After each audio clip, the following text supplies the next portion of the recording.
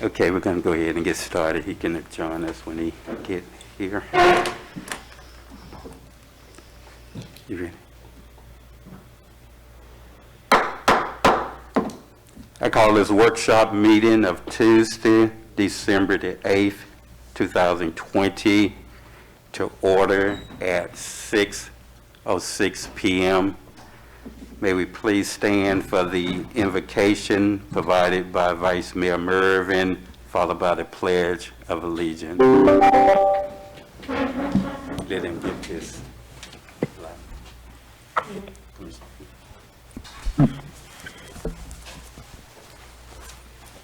Father God in heaven, oh God, we come before you this afternoon, God, to say thank you.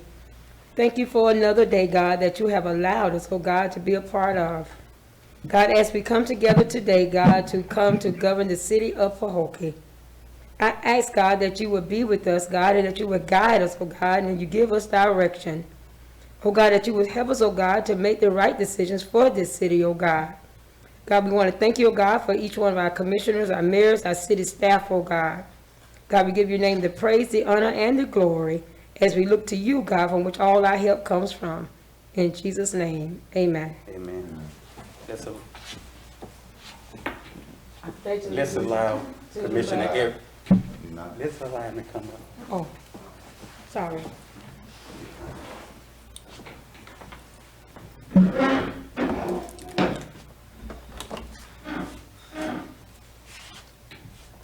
Allegiance To the flag of the United States of America and to the republic for which it stands, one nation, under God, indivisible, with liberty and justice for all. Roll call, Madam Clerk. Mayor Rapp, Present. Commissioner Bowling. Here. Commissioner Edwards, Present. Commissioner Hill, Vice Mayor Mervin, Present. City Manager, Present. City Attorney, Here. Commissioner City here. Thank you, Madam City Clerk. Thank you, staff. Thank you, commissioners. And thank each of our listening public for participating in our workshop of Tuesday, December the 8th, 2020. Mr. Mayor, if I may, Yes. in regards to Commissioner Hill, received word that she's in quarantine. So let's keep her in our thoughts and prayers. Thank you. Thank you. We have our city attorney participating via telephone conference. Our meeting is being live streamed to the public. There's no public attendance at this time due to COVID. At this time, I'll turn this portion over to our city manager to lead us into the topics for our today's agenda. Thank you, Mayor, Commission. Thanks for coming out tonight. Those who are watching via audio, video, thank you for participating in this meeting tonight at this time of the year. So I know it's been a very difficult year for most, but coming to an end. Mayor, Commission, tonight for discussion, we have 3 items on the agenda. One is the 2020-33 resolution for the interlocal agreement, Solid Waste Authority. I believe this is our 4th year in a row that we received an interlocal agreement from Solid Waste Authority for demolition. And we're going to speak about some of those projects that we wrapped up here in Pahokee just this year. But this provides an opportunity to get additional money, where it's been awarded to the city of Pahokee for another demolition over at Commissioner's Park, an old structure that's connected to the, adjacent to the park, and clearing of all the vegetation over there. So 4th year in a row that we've received that award from the county, and that speaks to this relationship the administration, the elected officials have with Palm Beach County, and the trust that they put in us to execute these demolition projects. And we've done pretty good with these execution of these projects and turning them over and completing them. And they've recognized that by continuing to fund our requests on an annual basis. Resolution 2020-34 is a bonus policy that we are establishing here in the city of Pahokee. We know that is one of requirements when one of our external agencies would require us to do. And so we want to put that in place moving forward to ensure that we're in compliance when we're doing any type of bonus to our employees. And we have a public hearing, Resolution 2020-35. We're just ratifying tonight the ZAP Board's decision to rezone the area at 200 Barfield Highway. As you are aware, in 2019, you agreed to, with a developer, to sell that property for affordable rental. And the ZAP Board agreed to amend the area of 200 Barfield Highway for housing, and so that was good. And so tonight you have an opportunity to ratify their decision tonight and move that decision forward. Hopefully, in getting 2021, we'll be completing the sale of that property to that developer as well.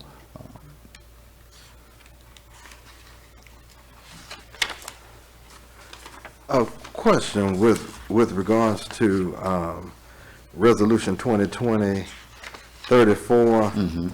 Is this the same resolution that we received? No, Via email? We sent the policy back out around about 1 o'clock. We wanted to clarify some language in the document, and there was one definition that was missing, and so we resent it back out earlier this afternoon. You have that revision in your packet. Okay, because I see this one, but the one that I was that I looked at, I maybe was looking at the one from Sunday. Right. Okay. Right. It had one thing in there that I had a question about. Yeah. I think I knew what your question was, and that's why there was some clarification. I've sort of read the tea leaves on some things today. But to be clear, this is a bonus policy for our employees for the city of Pahokee, not for one specific person. Okay, and when I read the previous one, I understood from, I guess, my reading and understanding that it wasn't geared toward one person. Exactly. But it did include, well, address the elephant in the room, it did include the city manager in the bonus. Right. So when you say there were changes, is that the change, was that one of the changes made? Well, we added a definition at the top of the policy. The city commission wasn't defining the definition. So you have city commission means the elected body of the city of Pahokee. And then in the asterisk, the city manager shall be considered an employee eligible for a bonus, but the determination as to whether the city manager receives a bonus shall remain within the sole discretion of the city commission. Now, That's where it. you reading that at? That's on the second page. In the asterisk. Okay. And also, we want to add in there, in the evaluation period, that the employees will be notified that the evaluation period will begin for bonuses. That was missing as well in the evaluation period section. So we're going to add one sentence in there as well, that the employees will be informed when the evaluation period for bonuses will begin. Mr. Mayor? Yes, Okay, I don't, I'm not sure, I'm trying to pull what Chandler said he sent earlier today. I haven't seen that document, I'm trying to pull it now. And I did let Chandler know before the meeting, what he sent over is not compliant with the law in that, not only do, the folks have to be notified, it says notify all and I'm looking specifically at section 215.425, which talks about notifying all employees of the policy, ordinance, rule, or the resolution before the beginning of the evaluation period. And it also has a provision that talks about all employees have to be considered for it. So in the one that I see, and it looks like the one that I just pulled up is maybe executive employees or something, but in the one that I prepared, it had all employees because that's what the statute requires. So Still says whatever that. changes. It still says that. Williamson, I'm sorry? It still says that. Okay, well, what I see in the one that I saw from, I guess from earlier is it says full-time employees. And so I don't think we can limit it like that under the statute. It really does need to be all employees. Now, it doesn't mean that all employees will be given a bonus. It just means that they have to be considered for a bonus. So the statute is very clear, and so I just want to make sure that when the commission is talking about amending it, we're all on the same page. Yeah, Right. I have that also noted to add part-time in there because it did If stay you look on at your attachment We're includes talking about part-time. the exhibition But put it A in right the- in front put of it in us, the- the the first policy. paragraph on the B. Employee means all city of Pahokee full-time employees. So Yeah, if we you can got add part-time. anything, huh? Yeah, I see that. You can add Okay, part-time. yeah, we're gonna clear that up. That's easy. Yeah, also, Can I say something, just to finish my portion real quick? And this is me speaking to the office and not the person. So I want to make that abundantly clear. Why would the city manager be included in bonuses? And just my position. okay, Because he or she is the only person that comes to the city and negotiates their contract, get car and all of that. Why would we take from full-time, part-time employees bonus to give to the city manager? I don't think you're taking away. A package. yeah. And I'm speaking not to Mr. Williamson or In city general, managers in general. past or present or future. I'm speaking to the position and the office. Why would that be included? I have a question. Isn't, as a charter officer, doesn't that make them different? That would be the city clerk, the city attorney, and the city manager, all charter officers, as opposed to regular employees, correct? Yeah. But Mayor? that's not the, Yeah. I'll yield ahead, to the Mr. city Mayor. attorney. Yes, city attorney. Yeah, so the manager is an employee of the city. So just want to be clear, he's an employee, and I guess so with your city clerk. They're both employees of the city. So, but his document does say that does say that the city commission, the city manager receives a bonus. It says the determination as to whether the city manager receives a bonus shall remain within the sole discretion of the city commission. So you're not necessarily giving him a bonus unless you approve to do that. So this doesn't happen, at least my reading of this, automatically. Correct. Correct. Well, I just want to be clear. I'm well aware. I don't want to get bogged down in semantics and words. I'm well aware that he's an employee, ultimately of the city. I guess we bring our experiences to the table, and I guess with my experience, and I'm speaking of education school district, your CEO, your superintendent, when we talk about raises, and I can be wrong, it's dealing with employees and not, because he or she has a separate package from, what your general employees have. I would think those kind of things, bonuses and all of that, would be separate and apart from this policy, or am I wrong, attorney? it's up to you all. You could either, this is your policy, so if you wanted to exempt that, you could. But there's some language in here. It's however you all want to treat it, because basically it still has to come to you either way. Whether he, and normally, if he's under a contract, you might consider that that's the contract, and if you make any amendments to the contract, you do it through the contract process, which would be, bringing up the contract and putting that in the contract. That you could certainly take that would be a valid position.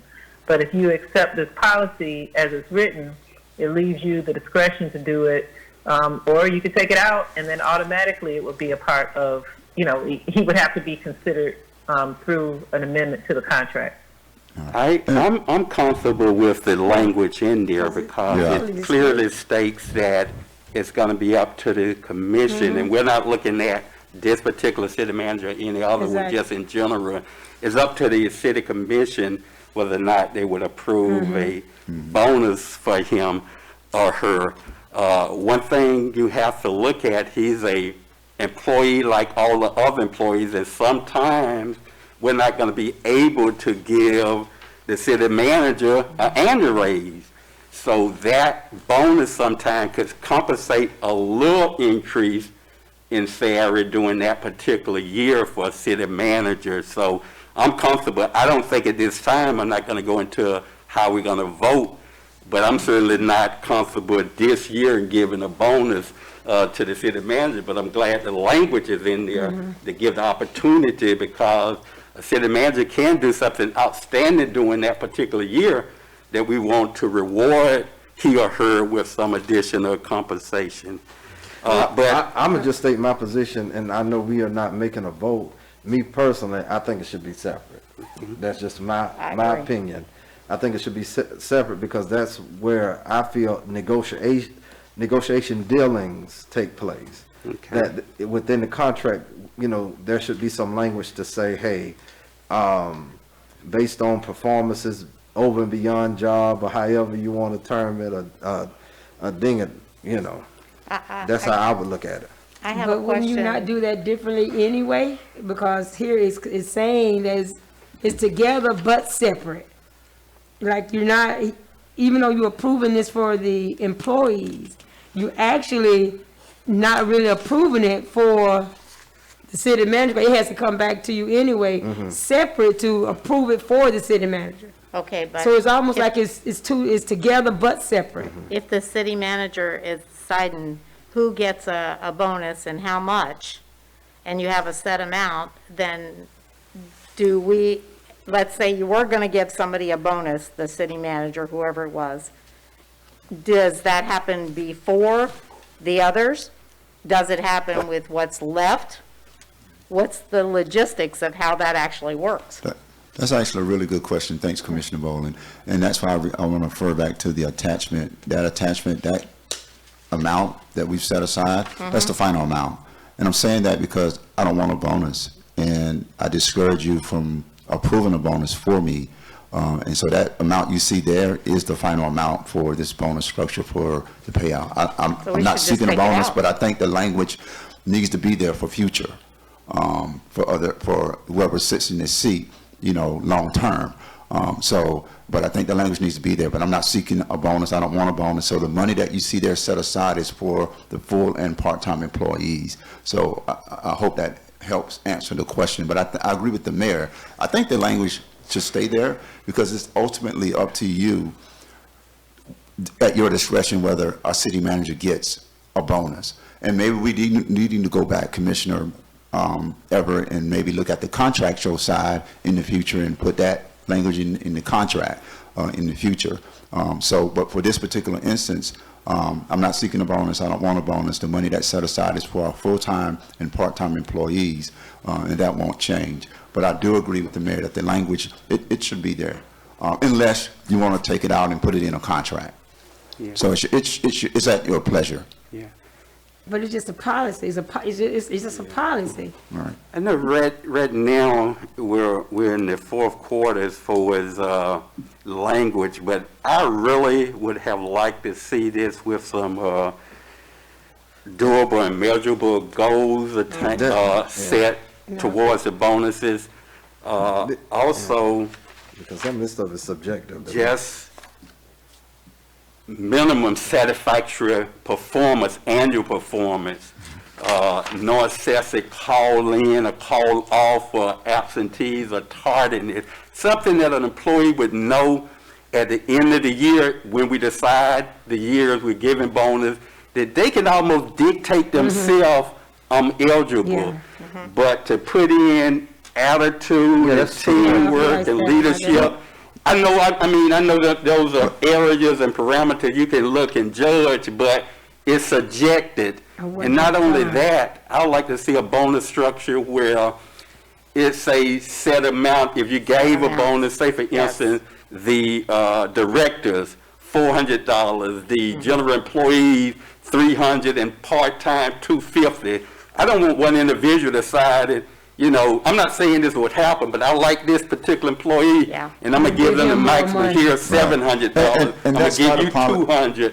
So to me, I'm a little weary of how this would be structured, and even if the final amount should be approved by, again, the commission. So one individual is not handing or doling out money based on, I know you have the directors involved in the evaluation, but still, you're the ultimately person decide based on the amount overall, and I'm just a little weary of that. Well, Yeah, you're gonna have arguments. I'm the guy that signs off on it at the end of the day, but all of those aspects that you see in qualifications, it comes from their annual evaluation. All of those aspects are pulled out from their annual evaluation. They're just not detailed on exactly what they are. But all of those aspects in the policy, we pull those things from their annual evaluation and listed it. And so each employee every year gets an annual evaluation throughout the year. I'm not doing them. The director and supervisors are doing them. I just put my signature at the bottom and agree with what the director says. But one of the things I'm gonna say, how do you measure attitude? Yeah. Yeah. How do you measure that? Because I wrote a rebuttal to a evaluation or write-up that I received in past about my body language. Let me read you one of the official employee performance evaluation aspects that we measure. It's called interpersonal effectiveness. Maintains effective working relationships, handles conflict well, presents ideas effectively. That's just one of the aspects on our annual evaluation form for each employee. So we'll be looking at this evaluation form as well as part of that process, not me independently, but the directors, the supervisors for each of their employees in their departments. So again, that's just the listing, but we pull that listing from their annual evaluation. And But what I'm saying, city manager, I understand that part of it, that process for the overall annual performance. That's why when you do an annual, you still got satisfactory meet job requirement. In your measurement, that should be one of the bullet points. You don't need to list attitude until that's already involved in the annual. So just say, I'm just saying, it would be more simpler to say, to be qualified for a bonus, you must at least have met your job requirement, minimum satisfactory job performance. That way, when an employee look at it for that year, he or she know if they hadn't met the minimum performance on the annual evaluation, they're not eligible for a particular bonus this particular year. And that's measurable. No major disciplinary action during a 12-month period. That's measurable. You can't argue and debate that. If you got a disciplinary action and you got suspended or was a major infraction, you're going to be disqualified for that particular year. Absentees frequency of not being on the job. I'm not talking about regular sick that you would do in 3-4 weeks of sick during the year or your annual vacation time. I'm talking about something excessive that. So what I'm saying, when an employee at the end of the year, it's really easy for them to know I didn't get screwed out of my bonus because I met the minimum, the basics that would be qualify me for a bonus. And I'm not saying we can change all that in this language, but it need to be doable and it need to be measurable And at the end of the year, the employee, prior already to know. even the evaluation, they should already know whether or not. Yeah. And they were honestly, gonna get a most of them bonus. right now do know. Huh? Most of them right now do know because their annual evaluation, it kind of spells out in plain language their annual performance Guarantee over if the you last gave several this months. employee a reading it, I'm not a talking about parent. the bonus I structure. couldn't tell I'm who would be referencing their annual qualified. evaluation form. Yeah. For the most part, everyone has gotten their annual evaluation for the year now. We're done. So for the most part, they got a copy of their annual evaluation. So they know where their performance is over this last 11 months. For the most part. Now they may not know exactly what their bonus is going to look like, but they know But they should. they know now That's- they qualify for one. That's part of it. They should know exactly what bonus they're going after. Is it going to be this Yeah. amount of money? Okay, then I put out this amount of effort because I really want that Well, you can bonus. always But say you when don't they know tell that. how much money you they don't know give that because of until the budget. budget year. You don't know that So until you probably have the September. amount of money, Right, but but- they Yeah. should, You don't know that It until should be a set September. amount because all you're going to do is create Well, you can't set them animosity amount. between the employees because here's if why you this can't one do gets that. this and this one gets that, and they're both doing the same job, Well, you but can't one's set a getting a set lot more amount. money, you're going to have problems. But you can't, this is not corporate America. You can't set an amount because we're in COVID this year and we had budget restraints. So we can't say, oh, well, next year we're going to have $50,000 in bonuses. It We says don't know right that. here, if we don't have it, we aren't going to do it. Correct. So So you you can't set set the amount every year. Look, I agree with that. And But to internally, just we do allow have- somebody to- Internally, we do have some idea what these amounts will be, what the max is, what the minimum is. No, I'm saying but I don't it's hard to agree set with that at all. It should be a certain amount based on, this is your job, this is the job that qualifies for this amount of bonus this year. Depending on your budget. If you're the director, if you're whatever, then you have a different one, but Right. this, And we- everybody at this pay level or everybody at this job gets to qualify for this amount of bonus. And Commissioner Boland, we have that internally set. It doesn't No, say that's not what here. this says. Right, exactly, because again, this amount of money was very fluid. It About doesn't make any 39 difference if the about amount of 30 money is fluid or not. I'm saying to have it just, you pick and choose who gets what, no. No, I'm not doing that. That's, again. Yes, it we have is. an That's what internal- this We have says. an internal set amount that we're gonna be looking at, but this is the first time we've done this policy, That's and so right. we That's didn't why we have exactly to set it know correctly. Exactly how much money would be available, because we just got an influx of money, 60 days ago. 60 days before that, there was no discussion of bonus, because we didn't have it. So, yeah, we That- probably that could point set has nothing to bonuses do with the point at a I'm trying to make. specified amount, but you have to go on what's available in your budget at the time. And at the time, we had no idea that we would have any money coming forward for a bonus. Mr. Okay, Williamson. we have exceeded our time allotted for our workshop, and I would like for us to, we're going to join our workshop, and then in 2 minutes, we're going to reconvene for our regular city commission meeting.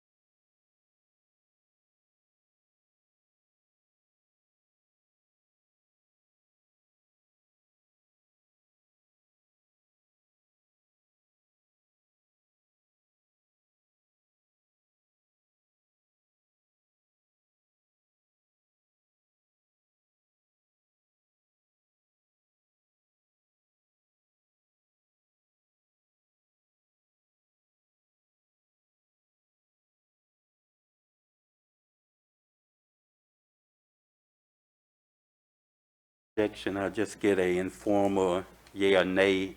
Everyone ready to begin? Oh, yeah. Okay. You ready, IT? Thank you.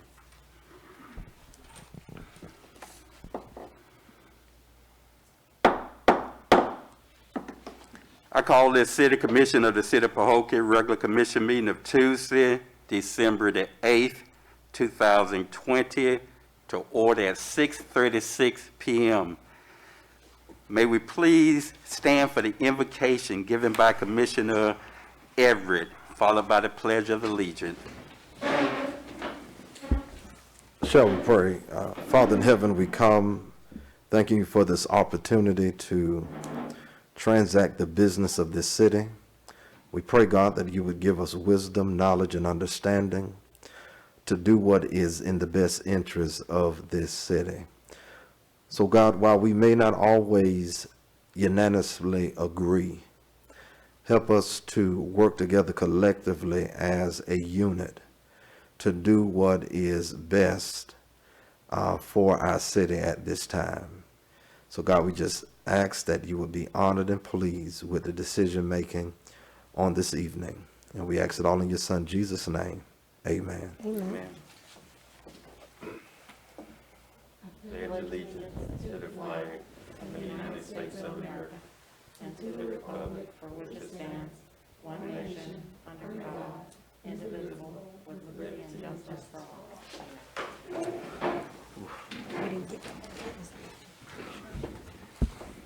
Roll call, Madam Clerk.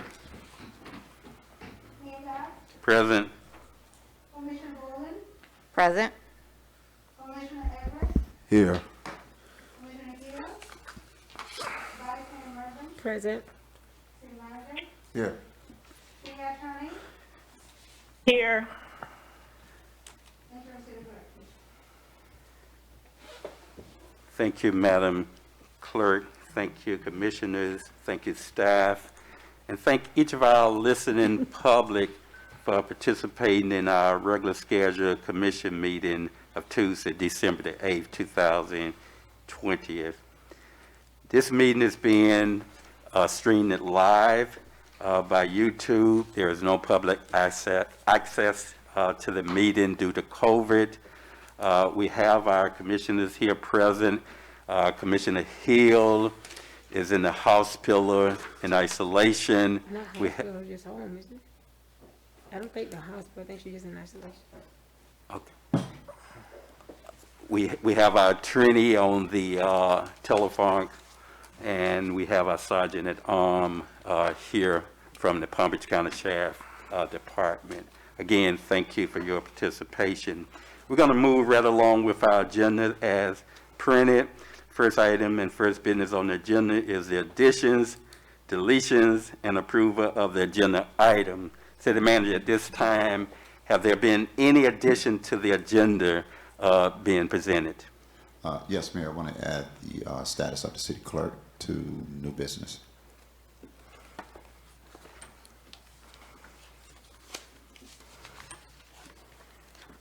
That's all for additions and deletions, Mayor. Okay.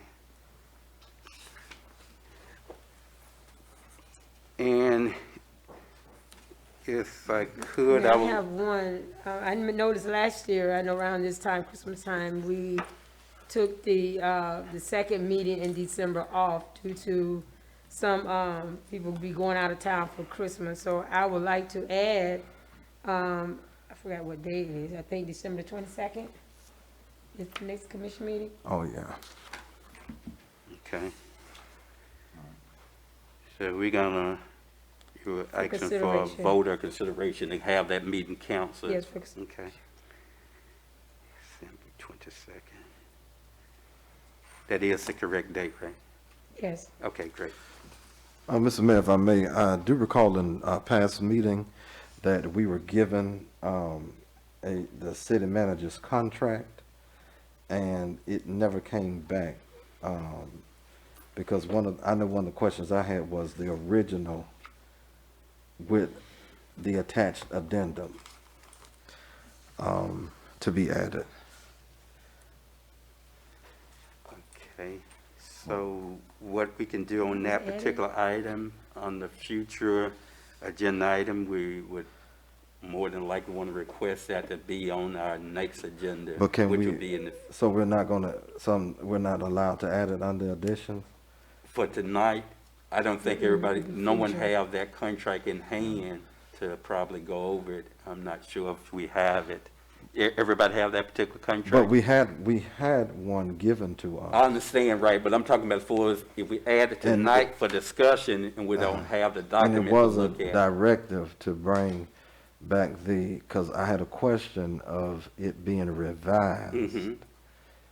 But we didn't have the addendum attached to the original contract, Correct. okay? So, I don't have that information with me, so. Yeah, what I'm saying tonight Put it on though, a future agenda. Commissioner Everett, I don't think no one, you may have it, but I don't think no other commission have it to look at it, to discuss it, to add or detract from it. I think it's a great idea, we should address that, but I don't think we have it in hand to be able to do it. Putting that on the future agenda. Yeah, I'm almost sure we can do that at the beginning of at our next meeting, make sure we have that contract, the addendum, and that will be a agenda item that we will, take on to discuss. If anyone's seeing it differently, that it can be addressed, and I'll certainly entertain it, but I don't see how we could accomplish it tonight, though. Okay. Hearing no, just want to make sure we add that, but hearing no additional agenda items. but I will like Go to ahead. say this is not as if this is a new conversation that we have entertained. This is a conversation that we've had because it was on the agenda for discussion, but we did not have all of the parts Right, to discuss. and I fully And I agree think with you. it's worth because this is just me, and I think it's worth even dialoguing about it, even if it's not but old business. I think it's worth discussing what it is we actually want to see, because I think it's worth discussing and talking about. Okay, I have no problem with adding that on the old business. Because I All don't I'm want it to saying- be we're talking about Well, Mayor. December the 22nd. We're talking about not having a meeting December the 22nd. January is going to roll around, and I don't want it to be when we have this discussion, because I think it's a needful discussion. When we have this discussion, I don't want it to be that staff does not know exactly what we want to see when we discuss the contract. I 100% agree with you, but all I'm saying, without the document in hand, Have it's gonna nothing to be look hard to decide. I wasn't saying reading the document line for line. Mhm. I was just saying at least broaching the subject so that when we have January meeting to add it on the future item, at least we can direct staff to say what we want to see. But I'm fine with it. If you don't want to put it on the agenda, if we don't want to discuss it all tonight, I'm fine. I mean, it's no skin off my back, but I was trying to see if we could alleviate having to reconvene once it's on the agenda, because we don't have all of the parts to discuss what needs to be discussed about the contract. That's all I was saying. But like I said, I'm fine. Okay. But Either Mayor, way. I'm not comfortable with it because I haven't looked at the contract recently. I had an independent legal attorney look at it who was helping me out with it, and certainly not prepared to speak on it tonight. So I'm not comfortable with that at all. So I think we need to make sure we got all of our ducks in a row before we start broaching that conversation. Okay. Okay, one of the things I do want to be is clear. I wasn't saying looking at a contract and going line for line A, B, number 3. What I was just saying is, at least, because it's not like this is a new discussion, because it was on an agenda. All of the parts were not brought for a fluid conversation. What I was just asking, I don't want my words minced or be misunderstood, so I'm saying this clearer, is at least approach the conversation to say what we would like to see. Because if this is a rolling contract, it shouldn't be unfamiliar to Mr. Williamson. No, again, I'm uncomfortable with it, Mayor, without legal representation speaking on my behalf, period. I think to speak to what Commissioner Everett says, I think that if we were to put things on old business that have not been taken care of at the end of each meeting, then we wouldn't have to worry about it because we would have a list of old business that's unfinished. So perhaps as we're doing the agenda going forward this year, if we could have the things that have not been finished that we have discussed up here on old business, I mean, that is the reason for Yeah. old business. Because It it's would make not, things a lot That's simpler good. and they wouldn't fall because through it the ain't nothing cracks. new. It's not a Yeah, new it ain't going conversation. nowhere. It was something that we discussed. And I do remember the discussion. The reason why the conversation ended, because I asked the question, this looks like an addendum not attached to the original contract. Right. And we're looking for the original. Right, and after that meeting, those documents did go out, when we sent out what we thought were the contracts that we had, but it wasn't put back on the agenda. It wasn't discussed. And it just Right. wasn't discussed, wasn't brought back up. I agree, it's an old business item, we gotta bring it up. It needs to be probably posted on the old business so we know. Every that we week. have to cover it. Every meeting. So, Yeah. you know, a lot has happened, so we've lost sight of it, but we need to put focus back on it. I agree with that. But tonight, I'm just very uncomfortable doing that, unprepared, even in a discussion. Just not prepared for that tonight. But I still feel, I'm gonna say this a little bit, I'm gonna leave it alone. I still feel like what I'm asking, I'm not asking anybody to discuss the contract. But what I am asking What you wanna for see on it. is what we would want presented. So when it's on the agenda and when we're discussing it, we're not discussing it as if,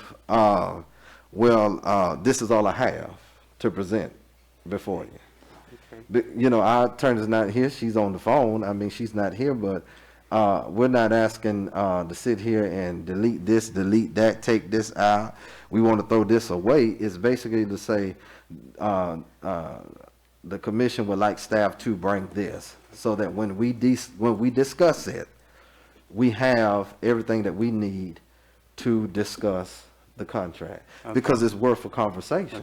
What I would suggest then for each commissioner who would like that particular item brought up, that under your comments, put that out before the commission so that the city manager, the commission can be planning on following up in our next meeting, that discussion. One thing about adding on any type of item on the agenda, and the reason why you have a line item for future agenda item, is to be able to prepare for the conversation, be able to research, be able to have your materials, that you know what question you want to ask, you know what input you want to provide, so it's not something just brought out openly without any thought process.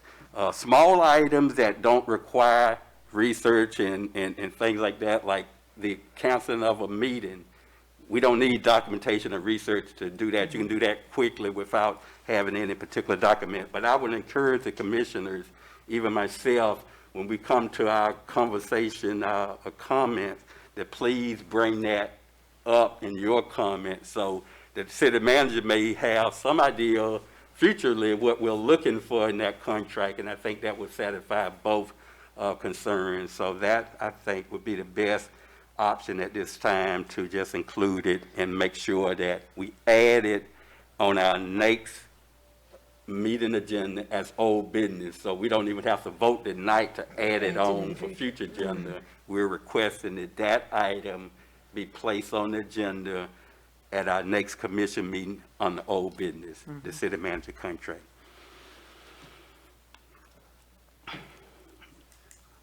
Okay. I'll entertain a motion, since we do have the two add-on, both would be on the new business. One is the status of the city clerk position, and the other one is the cancellation of the December 22nd meeting. Having no further add-ons, I entertain a motion for the adoption of the agenda as presented with those two add-ons, including the old business, which won't be on this particular agenda. I make a motion that we accept the add-on and for the agenda for this meeting. Second.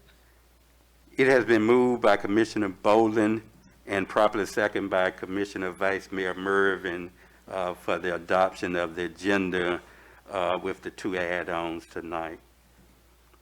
Call for questions. Hearing none, are you ready for a vote? Roll call, Madam Clerk. Excuse me, it was moved by Commissioner Bowman. Mhm. Commissioner Bowman, Yes? Commissioner Everett, Yes. Commissioner Hill, Vice Mayor Mervin, Yes. Mayor Powell. Yes. Thank you, Madam Clerk. Thank you, Commissioners. The motion passed by unanimous 4-0 vote. Now we'll move to our citizen comments, public service announcement. All items on the agenda, 3 minutes, time limit. City Clerk, at this time, do we have received any public service or citizen comments cards?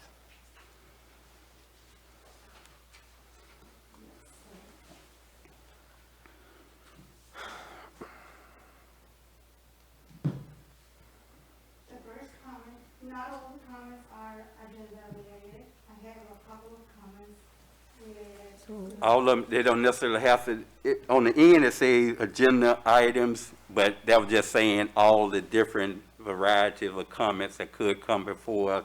But it's public announcements, citizen comments, agenda items. So it doesn't have to be agenda items, any of them. All comments should be read. The first comment is in reference to the bonus, sent by Larry Wright.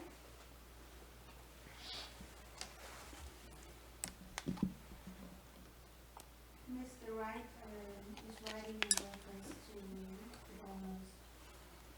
Please tell me if this is a joke. You wanna give our shooting, robbing city manager a bonus? Why? He has already stole at least $6,000.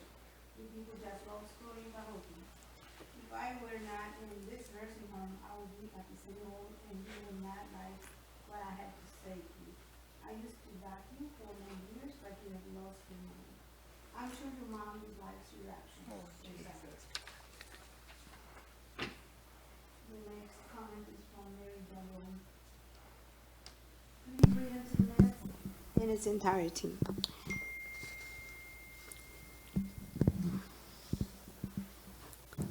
This is in regards to bonus pay.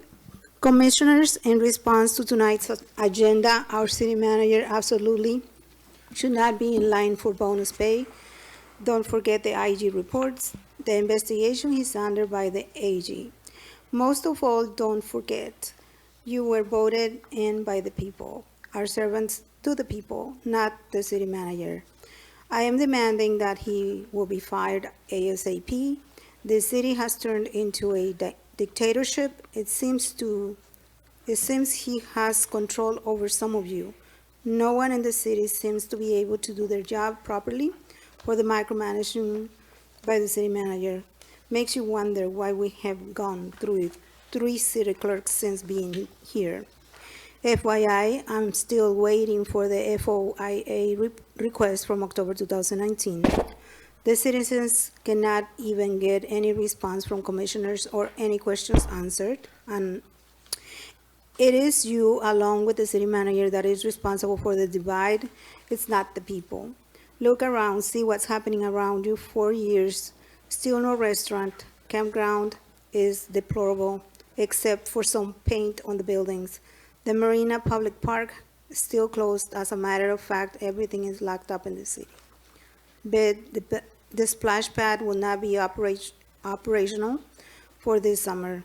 Center of town is deplorable. The weeds around the oak trees at Old High School, which the city manager promised me 2 years ago he was going to get on that, get it taken care of, and 246 East Main Street is deplorable.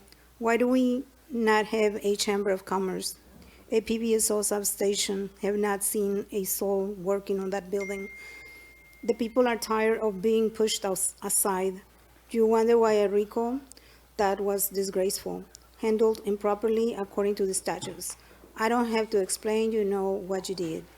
Big deal, city manager has someone to run the restaurant of his choice. My bet is it will never make it alone without the campground. Marina, that's in deplorable condition. Not enough support, so good luck with that. Govern yourself accordingly. Do what's right by the people in the city that voted for you. Best regards with sincerity. Mary Dubrow. The next one is a citizen comment for Pahookie City Commission meeting on December the 8th, 2020 by Bobby Colvin. Mayor Keith Babb Jr., Mayor of Pahookie, dear Mayor Babb, we are living in a time of historical events that I believe will ultimately result in miracle of biblical proportion. On the national level, fraud and other crimes involving our election and the deep state are being revealed on a daily basis. I believe in the very near future, similar revelations involving the leadership of the city of Pahookie will also come to light. Mayor, as you know, a box containing more than enough signed petitions to effect a recall election of your two others from the commission was recently presented to the city manager before he finally delivered them to the supervisor of elections. However, your brother and the vice mayor were apparently contacting people that had signed the petitions. I believe that would legally be defined as intimidation and harassment. How did they know who signed the petitions? If they're not already, the state of Florida needs to be investigated this serious crime against the citizens of Pahookie. Also, before the petitions were delivered to the supervisor of elections, it was determined for various reasons that nearly 1/3 of the signatures were invalid. I strongly suspect such a high percentage of invalidations. Those failed petitions should be evaluated by a third party or returned to the recall committee so that the petitions can be checked for possible tampering by the city manager or anyone else that had improper and illegal access to them. The recall committee now has the huge task of collecting more signatures. Having to do this during the Christmas season is a major challenge. I urge the community to reach out to the committee by sending them names of citizens that wish to sign. My thanks to the committee and other helpers for the hundreds of hours they have given in this effort to reduce the level of corruption in Pahookie. By the way, Mayor, you might be interested to know that a major proportion of the signers are people of color.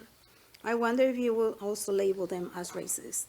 On a final note, due to the 3 IG reports highlighting the city manager's poor performance and dishonesty, several citizens have repeatedly called for him to be fired. Allowing him to be involved with the recall ballots was like putting a fox in charge of the henhouse. The commission's failure to fire the city manager by a 3-2 vote is a primary reason for the recall movement, and the city manager knew that a new commission would likely terminate him. I expect that another IG report will be forthcoming as a result of the irregularities involving this issue. I also hope that the state attorney will soon take action and bring a resolution to the despicable behavior of our city leaders. Thank you for your time, and may God bring healing to our wonderful city. Bobby Colvin. The next comment is actually a request from any court to be contacted via, this is what she wrote. Dear City Clerk, I am hereby requesting under the laws of the state of Florida that I be contacted by phone on the Zoom or other system being used to conduct the city meeting to be held tonight. During the public comments portion to speak my comments live, my contact information is as follows. So, And city manager walked out temporarily. we have a couple of comments like that requesting to be called. The next comment was from Juan Gonzalez. So he says to call him to speak during the public comments is not an agenda item for the commissioners meeting on December the 8th. So we have those 2 comments. The third one, the last one of all of them, is a request also to be called by Edward Hurt, but this is in regards to the public hearing. It's not in regards to this part of the meeting. Yeah. I'd just like to announce that's a goal we're working towards, that either have the public call in to us or vice versa. I think at our last commission meeting, we discussed it, we'll have a cell phone or some type of means for them to call in addition to submitting a written request to be read. City Manager, I'm just doing a follow-up on where we are in trying to establish a way where the public can either call in or we get their contact number and call them. You have some type of update on that? If there were 3 residents that requested we call them, and I told them that's a work in progress. I don't know if we're there or not. Well, we're not there. I actually reached out to our provider for our phone systems, and we were getting some type of cost prepared for a build out or bringing in new lines. We have one line in here, so you have someone on it now. So we were looking at them providing us a plan on how we could include some additional technology versus going with just a single cell phone. Sometimes you don't have a clear signal with those. So until that time, we'll probably look at maybe bringing in an extra phone that we can, just easily get turned on, so folks can actually call in and do their 3 minutes, as versus hardwiring the building for more phone lines. But we did research it with Comcast, and they came in and provided one preliminary estimate on what the cost would be to run new hard lines in here. It wasn't a cost I was pleased with for a temporary fix.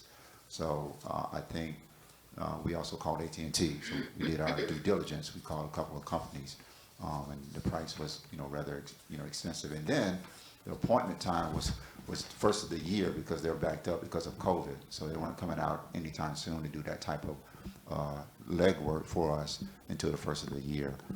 So I think at this time, as you said, we were trying to figure out how that process would work if we had an extra phone. Would we call them? Would they call us? I think it would be good if they send us their information ahead of time. If we had a cell phone or any type of call in, send us their information, how to contact them, and then we would call them at this appropriate time during the meeting.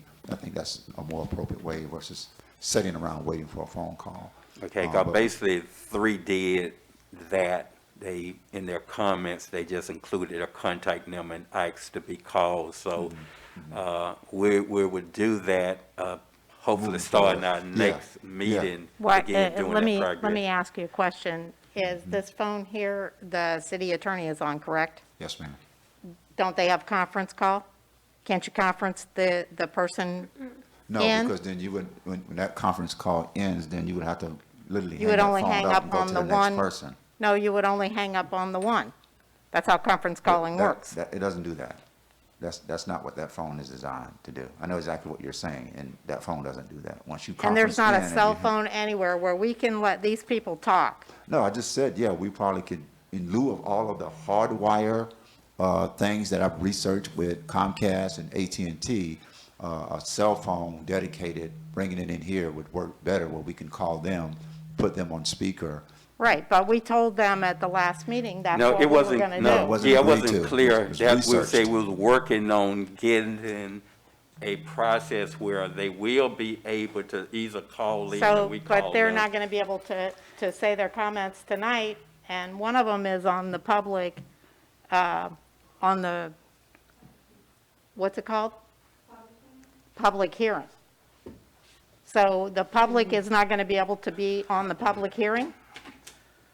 How is that possible? How do we have a public hearing without the public being able to get What do in? you mean public hearing? What is- They're welcome to send their comments in, just like the general comments. No. If we haven't prevent them from doing that, Well, even for the couldn't they not hearing. have sent their comment just like Bobby Exactly. Coleman and the rest Yeah. of them did? Well, how would he know that? Just like they did. It's always on the web that you It's can always been send. like that. That's for all been comments, like that. anything on the agenda. I don't see City- where it's a big deal to pick up the City- cell phone and call somebody. City attorney, Yes, Mr. Mayor, if there is an issue of someone wanting to be on for a public hearing item tonight, I will drop off this line and I would encourage the manager to have the person call in, whatever this line is, or send their number, because I think that's going to be more important. And maybe perhaps I can call one of the other commissioners and listen to the call, because it is, we need to make some provision for that, if that's what's being said on the public record, I think we'll be better served by allowing that call to come in somehow. Okay. I So mean, we do it's- have one comment card on the public hearing to be called to speak. With one of those pertaining to public hearing? No, there's no comment, he only requested to be included in the public comments, to be called. Yeah. Okay, City Attorney, at this point, there wasn't any particular comment card pertaining to a public hearing. No, that's not what she Oh. said. She said he requested to thank be you. called for the public hearing. She didn't say that. She didn't Isn't say that what you just said? She did not say that. She's, the comment Let from it- what, okay, go let ahead, the read it clerk read again. They request. Please excuse me, let me read this Yeah, comment. because we can't hear with the mask and no No, don't take mic. the mask. You Don't have take to your just mask off. You speak can- loud. Yeah, but I'm just saying, speak into Okay. the mic. Oh, Please. God. He says, I would like the phone calling number and to be heard regarding the December 8th rezoning approval meeting. Thank you, and his name is Edward Hart. Okay, the they're rezoning just is a requesting. public hearing, That is correct. so we'll be able to call that individual. Just wanted to be clear on that. And Okay. he provides his contact information below, yes. Okay, City Attorney, when we get to that point, hopefully that will be brief comments that you'll be able to, like you say, call one of the commissioners or just call back as soon as the comments are completed. We'll find a way to Yes, get yes. back. I'll figure it out. I'll figure it So the other two, we're not going to make any concessions for them No, at all? ma'am. It's the same as the other commission. We're gonna make a concession at our next commission meeting and make sure we do have at least a cell phone to address those comments. They had an opportunity to have a written comment read, but we're just gonna have to move forward, and we apologize for any inconvenience. Yeah. Okay. We're going to move to our next agenda item, which is approval of the minutes, and there are no minutes at this time to be approved. There are no consent agenda items, no ordinances. We do have two resolutions. The first resolution, Resolution 2020-33, City Attorney. A resolution of the City Commission of the City of Pahokee, Florida, approving the interlocal grant agreement by and between the City of Pahokee, Florida, and Solid Waste Authority of Palm Beach County, attached hereto as Exhibit A, authorizing the mayor to execute the same, providing for adoption of representations, providing for an effective date. Thank you, City Attorney. City Manager, would you give us a brief overview and explanation of Resolution 2020-33? Yes, Mayor. Mayor, this is the Solid Waste Authority interlocal agreement provided to the city of Pahokee. We have been awarded for a fourth consecutive year demolition dollars for the city of Pahokee for structure and vegetation over at Commissioner's Park in the sum of, I think, $80,000, $80,500. We've been very successful in securing Solid Waste Authority demolition dollars for blighted properties here in Pahokee. We've done very well, as you know, with the recent demolition of the hospital and Old City Hall a couple of months ago, water plant year before last. And so this is our fourth award here. And so we're excited to, be considered by Solid Waste Authority in Palm Beach County and what they think about what we're doing with these dollars for demolition.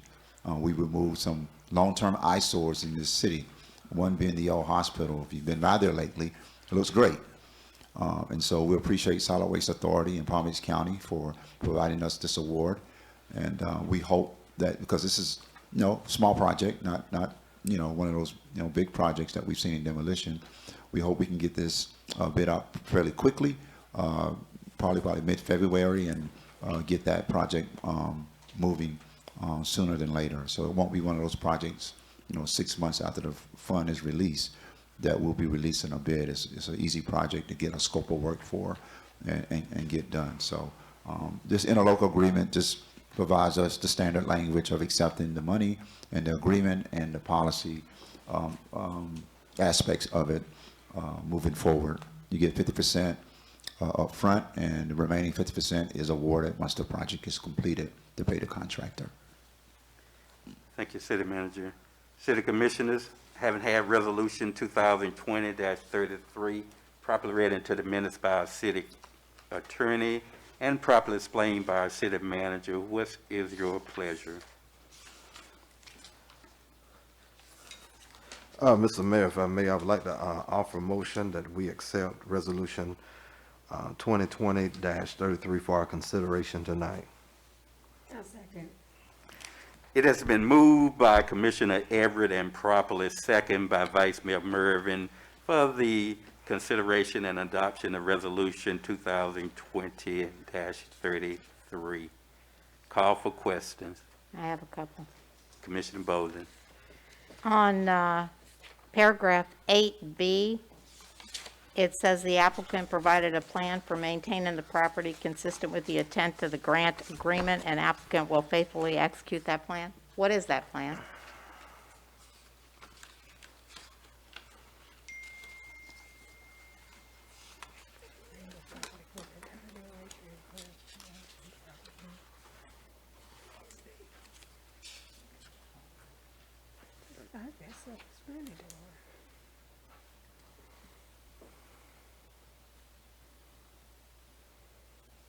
It just says you'll maintain the property.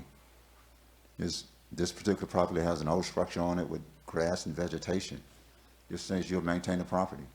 Okay, so there is no like specific plan, No, it's I just, mean, you got that's just one, it. you got one old house there and some Yeah. overgrown maiden cane. We cut the grass already. Yeah. As much as we can with our lawnmowers. Of course, it needs a bush hog, but it just means you just maintain the property as it is currently, and that's easy to do right now. okay, so there's not a specific plan for no, that ma'am. property? No, ma'am. Okay, all right. And then under 11B, it says the applicant agrees to maintain or be self-insured for workman's comp and employer's liability insurance according with Chapter 440 Florida statutes. Why would we have workman's comp? Are we paying for the workman's comp for the demo group? No, ma'am. Then why would we be required to have workman's comp? I thought it said, Well, we're required to have workman's comp either way for our employees, period. So that's just a part of standard language that they're advising, but that's just for protection of everyone. But we're not picking up the cost of workman's comp for the people who are going to demo the Oh, no, property? no, ma'am, no, ma'am, No. no, Okay. no, ma'am. They have their own insurance and liability coverage, and that'll be standard in the actual contract to whoever wins the bid, Commissioner Bowler, yes. Okay, Sorry, I understand. just want to now. make sure I understand it. Yep, thank you. Okay. My only question is, City Manager, that large leaning coconut tree overlapping the highway, that's going to be removed with Yes, sir. the cleanup, right? Yes, sir. I couldn't get FP&L to come out and touch it. They said you have to get a private contractor to do it. They wouldn't touch it. So it'll be part of that project. Yeah. Yep. But FP&L understand if that tree were to fall, it's gonna rip their lines and gonna cause a outage along those areas. They pointed to the right-of-way where their right-of-way and our right-of-way stops and where it begins. So I didn't argue with them. So, but it'll be part of the project along with that vegetation that the homeowner indicated to us. Right. We're gonna take care of all of that with this project. Okay. Any additional questions? Hearing none, are you ready for a vote? Roll call, Madam Clerk. Commissioner Everett, yes. Vice Mayor Marvin, Yes. Commissioner Bowden, Yes, Commissioner Hill, Vice Mayor Mervin. Yes. Thank you, Madam Clerk. Thank you, Commissioners. Motion passed by unanimous vote. Now we'll move to Resolution 2020-34. City Attorney. A resolution of the City Commission of the City of Pahokee, Florida, establishing a lump sum bonus payment policy pursuant to Section 215.425 Florida statute, providing for an effective date. Thank you, City Attorney. City Manager, could you give us a brief explanation of Resolution 2020-34? Yes, Mayor. This resolution provides and creates a policy for a bonus is here in the city of Pahokee for your employees here in the city of Pahokee. It also indicates the timeline and the structure of how those bonuses would be evaluated for all employees as well, barring any other small changes that we want to make here tonight.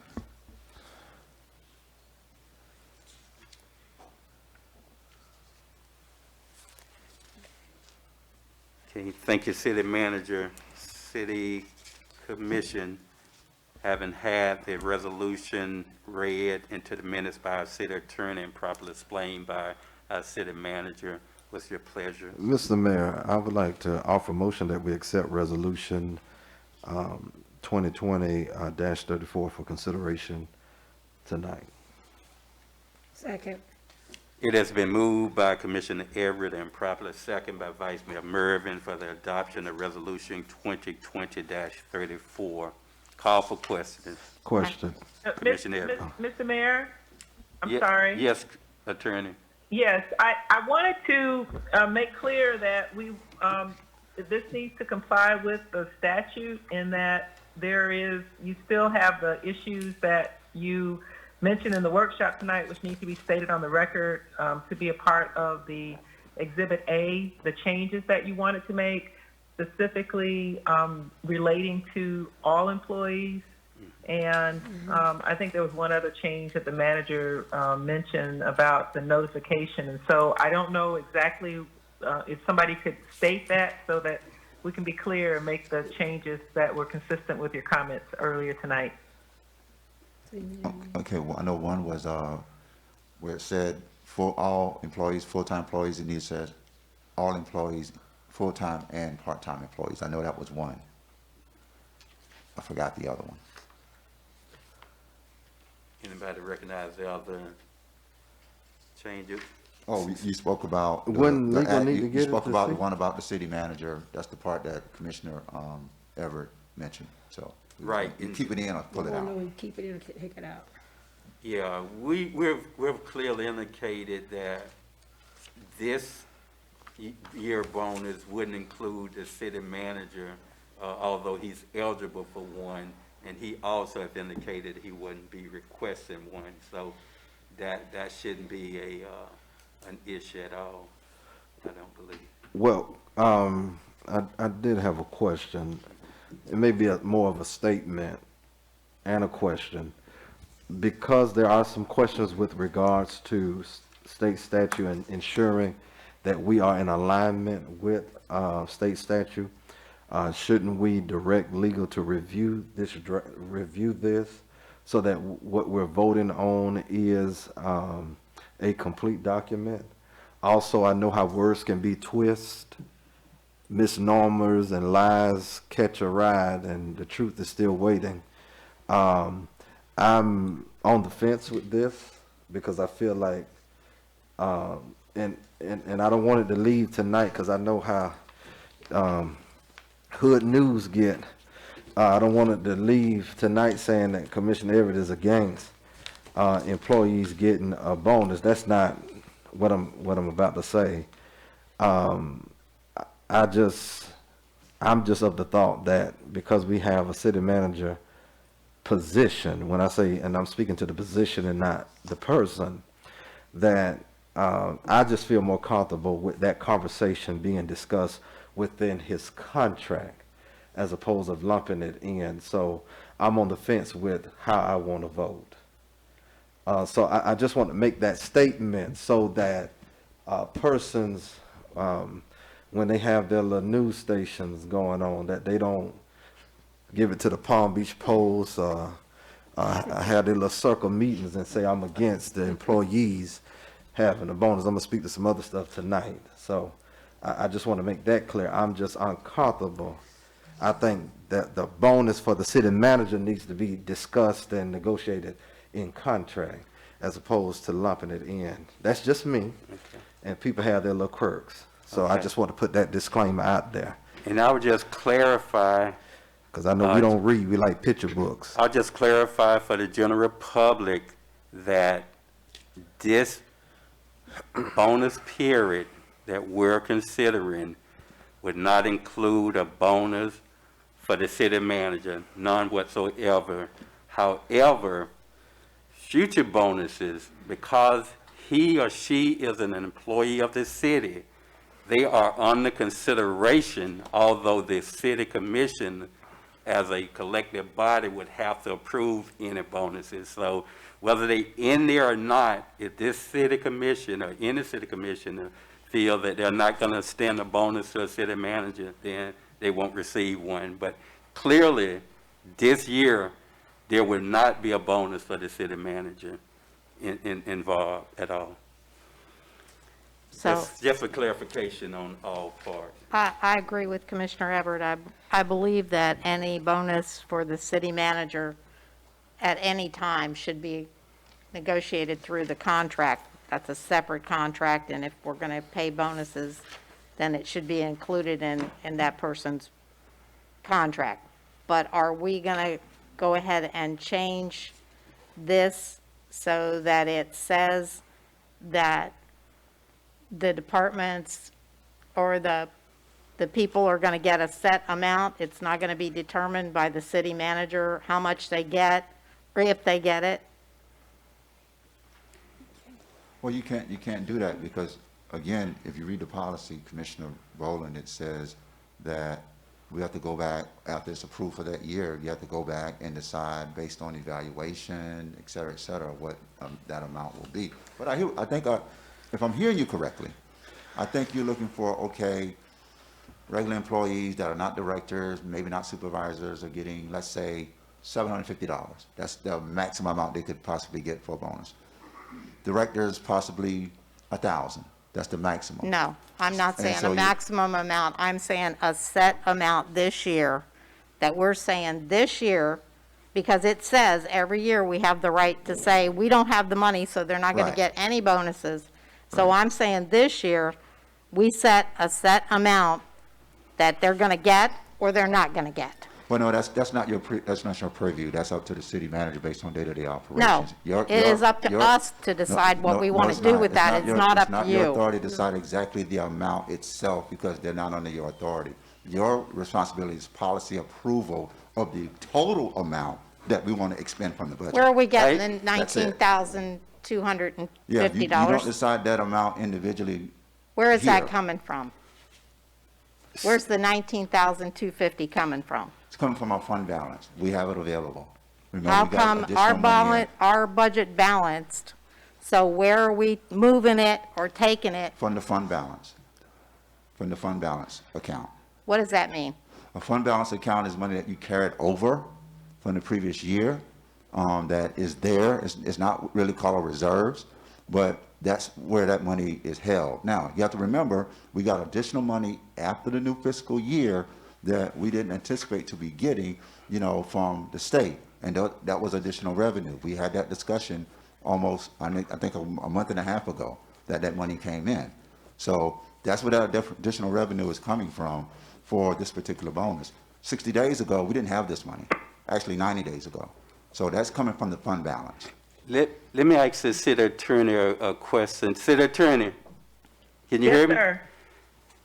Yes, My sir. question is bordering on Commissioner Boland's question about having a set amount. My initial thought was for this year, to have a set amount for each employee. For instance, the directors, we got $19,000 total. And we know how many directors, we got 4 or 5 of them, whatever. But just say, for instance, we give each director $500. The general employees, $400. I'm just using that as hypothetical.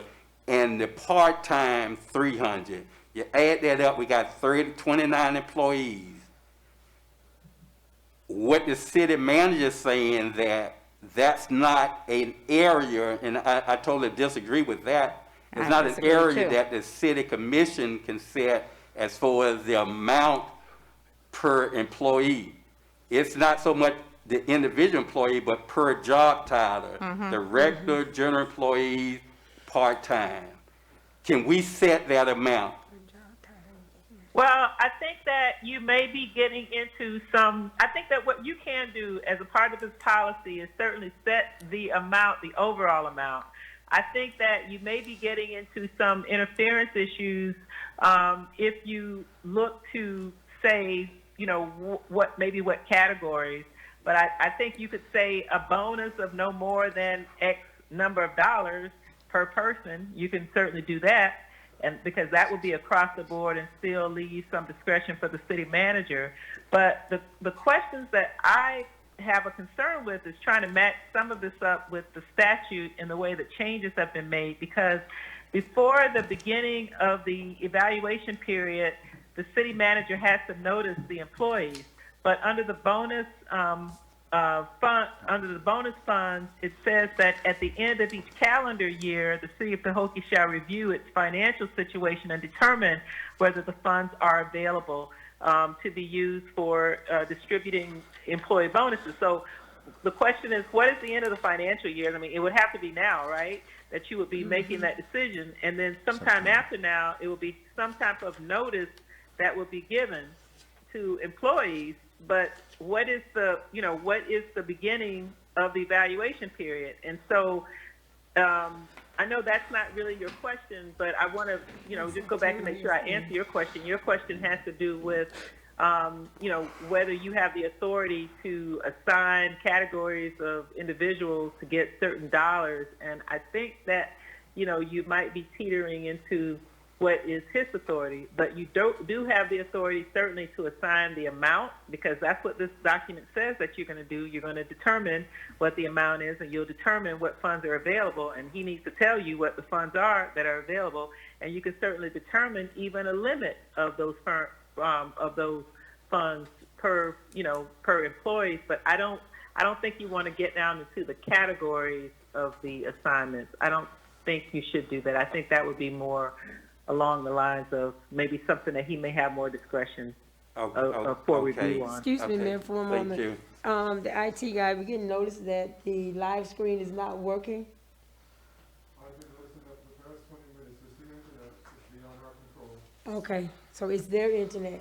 Okay. No, it's internet in general. Oh, internet, okay. We're using a lot of internet. Yeah, okay. So I'm watching it, I'm recording it, and as soon as the meeting is over, I'm going to re-upload the entire file in case any part of the meeting that's live is lost in the upload, because there's a tremendous saturation of internet use right now. Yeah, okay.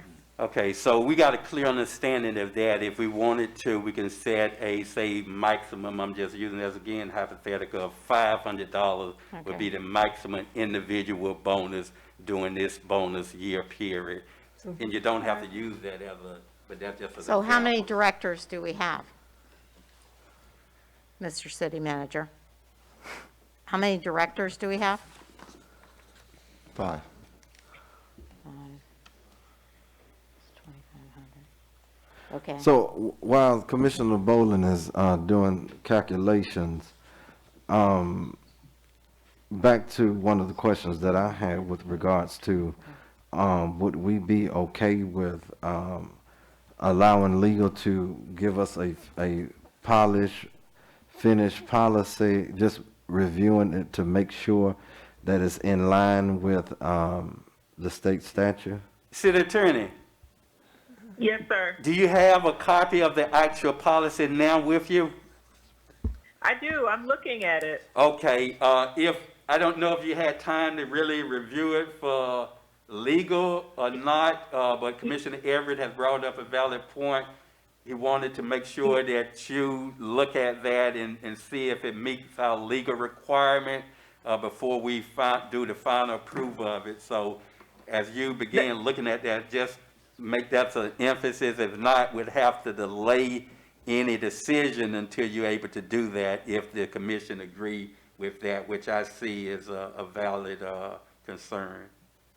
If you all want to move forward tonight, we can do it certainly tonight, and I can add in language consistent with what some of the things you've said.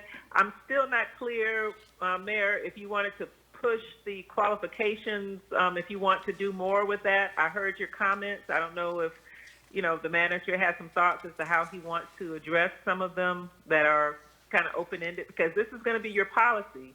And then the other thing is, I still don't know when the evaluation period is supposed to start, because, I don't know, when is it supposed to start? Because it says that notice is supposed to be given, but it also says that at the end of the calendar year, which is now, you're going to review the financial situation and determine whether funds are available to be used. So it looks like both things could be started now. What does the manager have in mind as the process, so that I can determine whether it meets the statutory obligation of the notice that's supposed to be provided? The start of the performance period of the review period starts on page 2, he indicated, and we have already, The start of the evaluation year, it specifically states here, at the 1 month start of the fiscal year, which is October 1st, meaning November 1st, for which the city sets aside bonus funds, which is in the new budget year, which you discussed from July until September 30th, sometime in there. Funds, the city manager initiated a review of all employees. It specifically states after 1 month start of the new fiscal year, which is October 1st. So on November 1st, that is the beginning of the evaluation period. And what's missing? That's what's confusing to me, because that you can't, unless you all are saying you're making this policy retroactive, I guess maybe we could do that. But we're beyond that. Right. Well, we know we're beyond it. We know we're beyond the time. We're in December. What we got to put it in place. Right. Okay. So you're looking at next year, and you're putting this policy in place for the future. Then I just wanted to make sure that you're not doing it now, and then you're already at the end of the year, and then you're supposed to be noticing employees. I'm trying to get all the stuff, to making sure that we're doing it correctly. So. Fine, no problem. No, we're putting it in place for future, but we're also going to utilize it for evaluation for bonuses before Christmas as well. But you don't have time. Well, that's you don't have time, because the whole point. No, she's saying that it has to be a certain amount of time before they've got to be noticed, saying there is a bonus, and here's how you earn that bonus. Let's back up.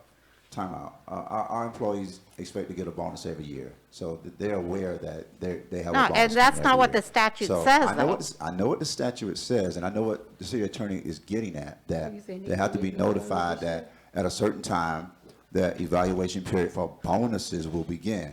This policy said it'll be November 1st, and because we're beyond November 1st, it's almost like, we're all behind the 8 ball with this entire policy that is written.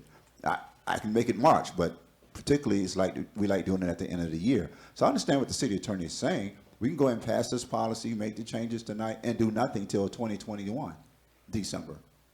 I'm fine with that. What we can do is change the language and the starting time. The starting time could be a 5-week review based on their performance for the previous 12 months. That's what this is. Right, but I'm saying the language in there would dictate that, would state that. You can always change next year language, the policy, to start at a certain time you're going to do the evaluation.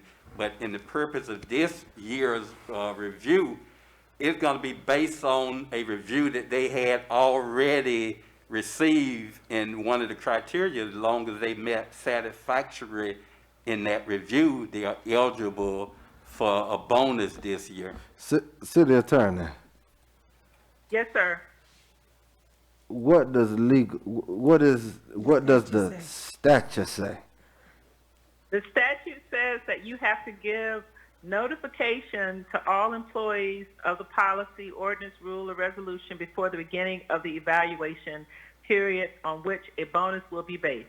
And so if this document says something about October, and then which will really be November 1, which will be 1 month after the start of the fiscal year, we're already beyond that, and they would already be reviewed, which means that we couldn't give notice because we're already in the note, whatever the notice period was supposed to be is contemplated. And so what I'm saying is it can't be an issue that you give bonuses in December, because that is not, you haven't given notice that people are going to be, and even if you say that, people know everybody expects this, or that's the statute. If we're going to go within what the statute contemplates, I mean, I think the mayor's idea is a good one, which would, maybe you start after this is passed, and maybe you have a month, and then they get their bonuses in January based upon these criteria and qualifications of whether they meet, whatever this is.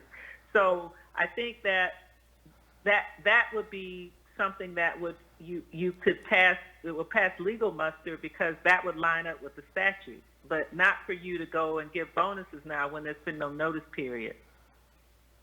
Right.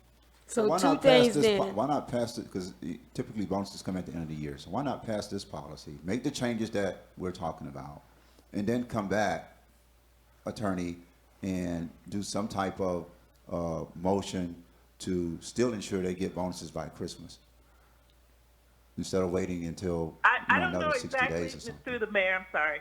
I don't know Is that exactly how you would accomplish that, Yeah, how could you? Chandler, looking. Well, I'm just trying to give looking people at money the before statute. Christmas. I mean, do you whatever all have I been, want. you've been asking for this document to be brought forward, and so now that it's brought forward too late to accomplish what you're trying to do to give the notice under the statute. So what I'm suggesting is we do something, and if you allow, you can actually, maybe the part of the resolution would be that you allow the manager and I to work together to tweak the language in a way that would accomplish the notice, giving the proper notice period, which may mean that they get the bonuses after the Christmas time, because that would, you don't have enough time based on what you have here to give the proper notice. Right. Because you're not supposed to, it's not even until the end of the year that you have, the end of the calendar year, that you review the financial situation. So I guess you're reviewing that right now, and that's something that you're doing. I don't even know. You don't have another meeting. That it's not passed. So, we can try to make it work, but it's not going to work for the end of the year, is what I'm trying to say. Maybe it works for January, and we come up with something that works for January, but you're not going to get something by the end of this year to comply with the notice for this resolution based on these terms. We don't need no report. Yeah, it would be my suggestion then. I mean, our goal was by the end of the year, but if that's not gonna work, then I'm certain these employees would still be happy to receive a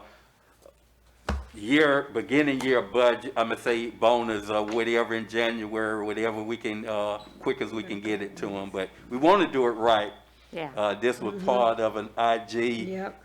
recommendation, so we just want to make sure we get it and have it legally and properly done.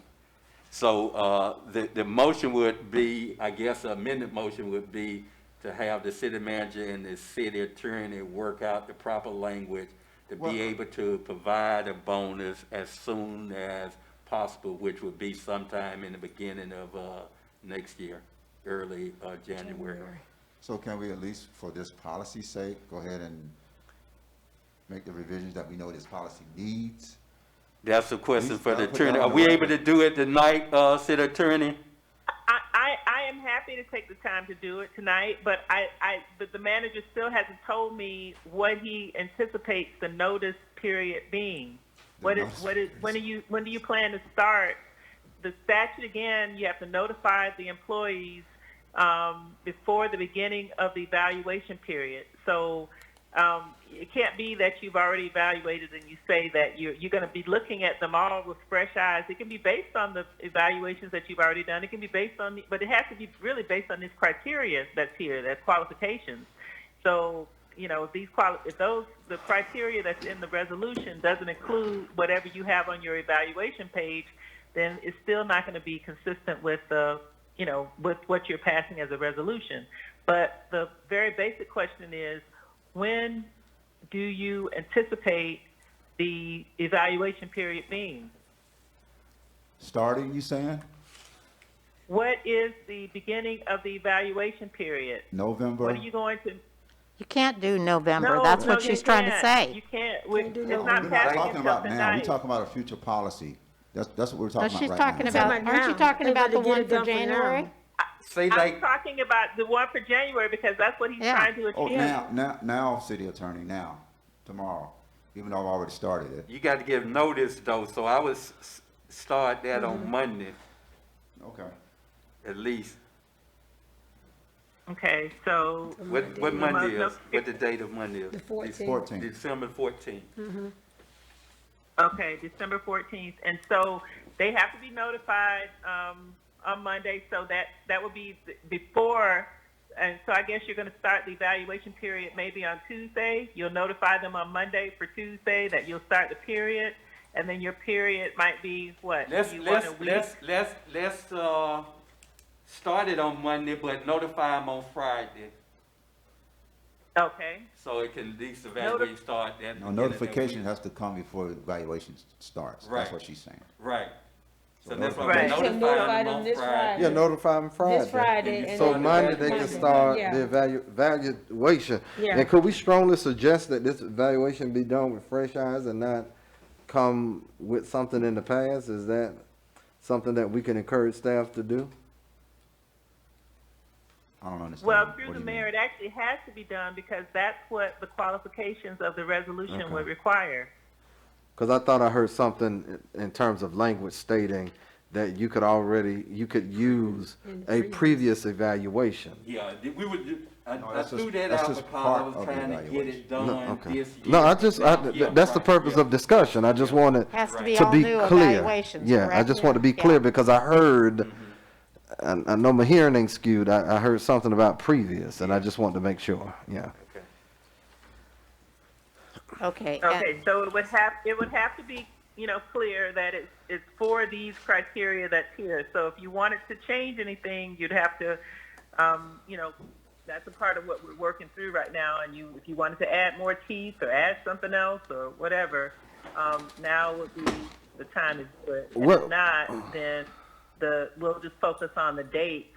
I And the date personally- being, the notice would be this Friday, whatever the date is.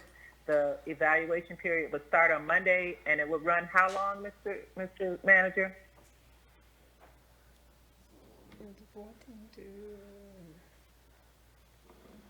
If you want to try to get it in January, towards the last pay period in January, I would suggest no more than 2 weeks.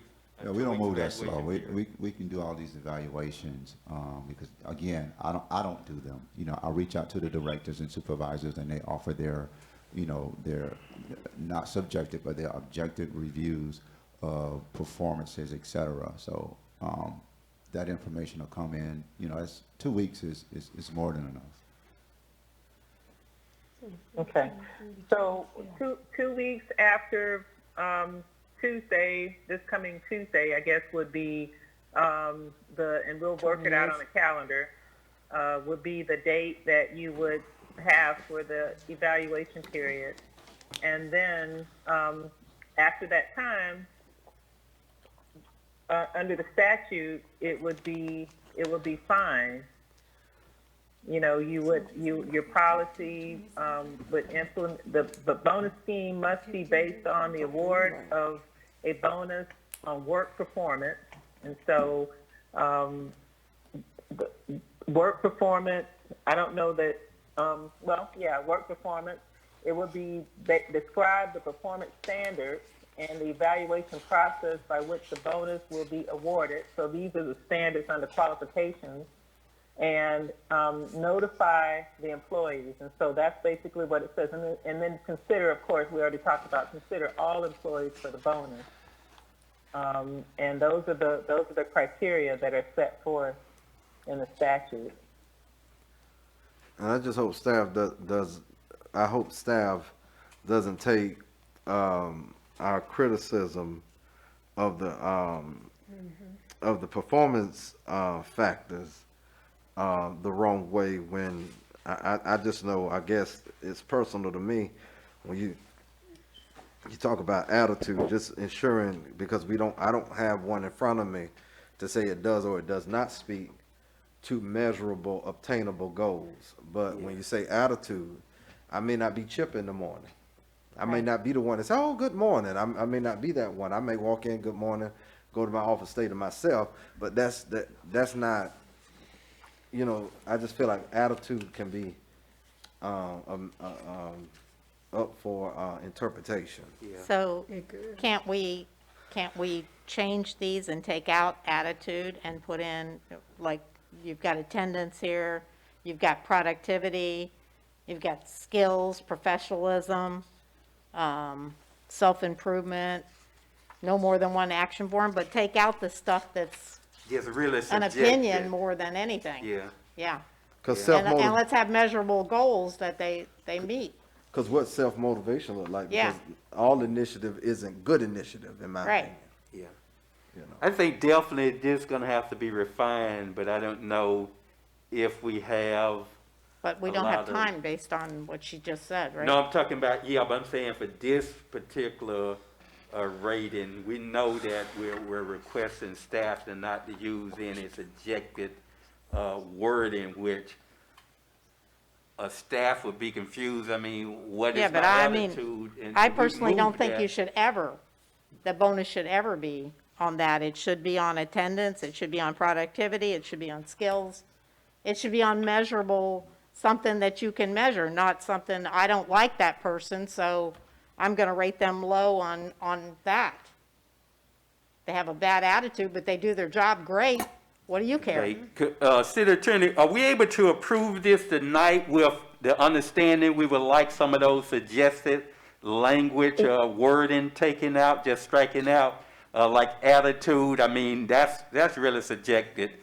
We know it's part of the overall performance review and is included in there, but for this bonus per se, we just want language that a employee would look at and know, and they can almost evaluate themselves and say, hey, I met what's on that document without a questionable a doubt. So that, I don't know if we can get to it on this rating period, but certainly we want some of that kind of cleared up, especially for the future. I'm just asking you, do we have enough leeway tonight to go ahead and have you and the city manager clear whatever language, but go ahead and approve it? Or do we have to wait on doing that? Well, yes, Mr. Mayor, I think that for purposes of tonight, it is a resolution. You have an opportunity to revisit it later. And really the way that we're writing it, we're going to have to take out this evaluation period language anyway, because right now, you know, it talks about October 1, et cetera. So I think next year you'll want to get it started earlier. And maybe what we can do is bring it back earlier in the year so that you have it in place, everybody knows, and then we do it. You know, it is a resolution, so obviously it's, you know, meant to be of not a permanent nature like an ordinance would be. And we have time to perfect it. We can do it and make it clear to the employees for this year that you appreciate them and you're doing everything you can to get the bonus situated.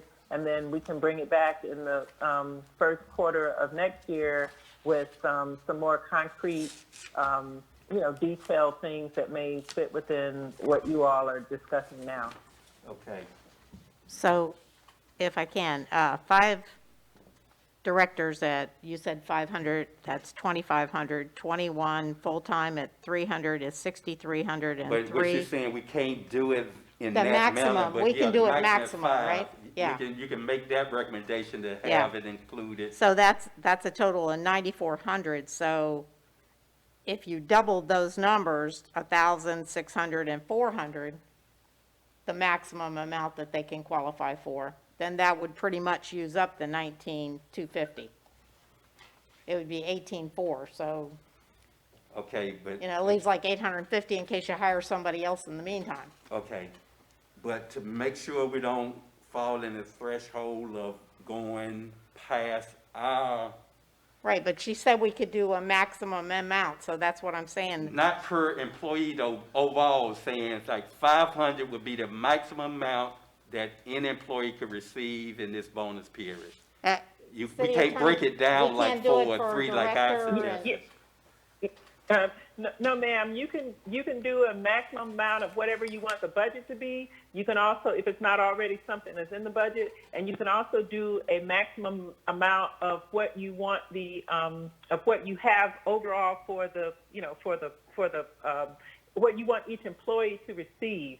But I think you may be getting into the manager's authority by assigning and saying, which employees receive what amounts. I don't think you want to do that. And I can look at that from a legal standpoint a little bit more. I obviously don't have time to do it tonight, but when you bring back the other policy, we can dive a little bit deeper into the, the code and charter provisions and just make sure, that we would be fine doing that. I can look at that for a later time. 500 times 29.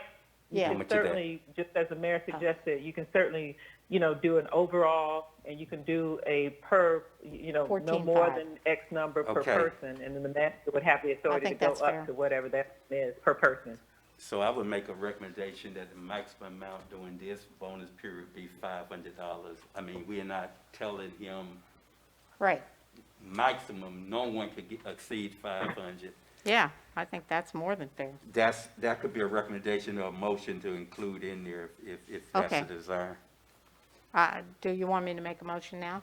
Yeah, that's fine if you want. Okay, to. I make a motion that the maximum amount any employee can receive in this bonus round is $500.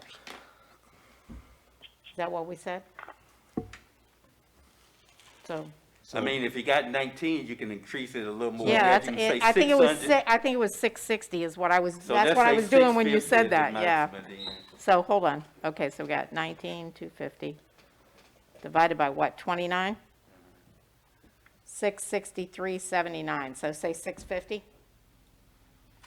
I have a So question. Let me just ask a saying- question. You're saying that this commission, I want this on the record, that we are telling the city manager that we are setting the maximum that I can look at, and supervisors and directors can look at per person.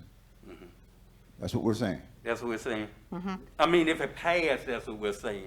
Yeah. So basically, if we don't say that, for instance, city manager, you can decide, I want this employee to get 1,200, this employee to get 900, this employee get 200, 100. We just setting a maximum, a ceiling that any one employee would not exceed that So- for his bonus. So our ordinance that says the city manager, at his sole discretion, gets to set salaries, which is our ordinance. We which just includes referring to the city I'm just attorney, asking a though. question. We're saying that doesn't come into play for bonuses. City attorney, you want to answer that for him? Well, yes, I'm happy to answer it. The whole reason that you have a policy in this lump sum bonus policy is because it's required by statute, which means this is not something that will be, this is what the authority of the commission can do in its discretion. It does not have to approve a bonus policy at all, but if it chooses to approve a bonus policy, it has to do so pursuant to the statute. So I believe, it's my opinion, that they can certainly do that. They can certainly establish a policy that fits within, the statutory requirements, and that would not be run foul to what the statute says. And so, no, I don't think that is your, I don't think that would be doing anything that violates the charter. I wasn't talking about the language and the policy. I was specifically talking about the amounts that that this Commissioner Bowling Yeah, has recommended. But I why think that wouldn't, certainly- why wouldn't that's you, the- why, I'm fine can I with say it, by this? the way. I'm just, Can I I just say- want to be Let clear. her go I'm- ahead and plead her I'm- thought okay. then. I'm City, fine with that. I just wanted to be clear. I'm gonna say Commissioner Everett had a comment, but you done completed your thought on that, city manager? Me or city Go attorney? bring it on. City attorney? City attorney. City attorney. Yes, sir. Okay. Okay, my only thing is, two statements. Statement one, if the city manager in this document is gonna be considered an employee for the sake of receiving a bonus, and the city commission is, the city commission, not a commissioner, but the city commission is his supervisor, why wouldn't we set the limit? That's statement one. But statement two, why wouldn't we, would there be an issue? I'll leave that second statement alone. Okay. But But the, I'm- but I'm- the- But Mayor- but is Clearly- there? I guess what I'm saying is there an issue? Yeah, she done clearly stated that that's within our authority, we can do that. She know what's threading the line over his authority versus ours, so that's kind of clear. It's just gonna be up to the commission, once the motion is passed a second, whether we all or the majority of us agree on setting a ceiling as far as bonuses, is concerned. Commissioner, What's the total that you saying 650 for? I don't know. I know where I normally work when they do bonuses or what for employees. Your supervisors don't get the same bonuses I get. It's not on the same level. They don't- You know, I know it's up to a Yeah. percentage. he don't have to give everybody, he can just give, if the maximum say is 650, So it just he go basically up has the to- discretion of just topping that off to his To the- director as a supervisor. The employee, we can't tell him how much to Okay. give individually. He may give them $100. Okay. But the maximum he can go per It's 650. is If that's what we 650. vote on. Yeah, Yeah. right. Yeah. And, Okay, and some folks, to be honest, is complaining about the figure I even threw out there of $300, saying that their husbands only received a turkey. Well, when I was in the county, we used to get a $25 bonus, Yeah. and they cut that out. So any amount people get a gonna gas have card or some something like that, yeah. disagreement with So whatever the you chance do. at a $650 or $500 or $300 or whatever, that's excellent, I Yeah. think. Yeah. I think the I get a maximum $10 should be check for that higher than what was recommended, and that's my final comment on it. I think it should be much higher than that for directors and staff. If I had to give a number here tonight, I would say directors 900, remaining staffs 750. I think is low. That's Okay, I think I make it's- a and we got- motion and that again, we got the money for 650 is the maximum amount that any one employee can get.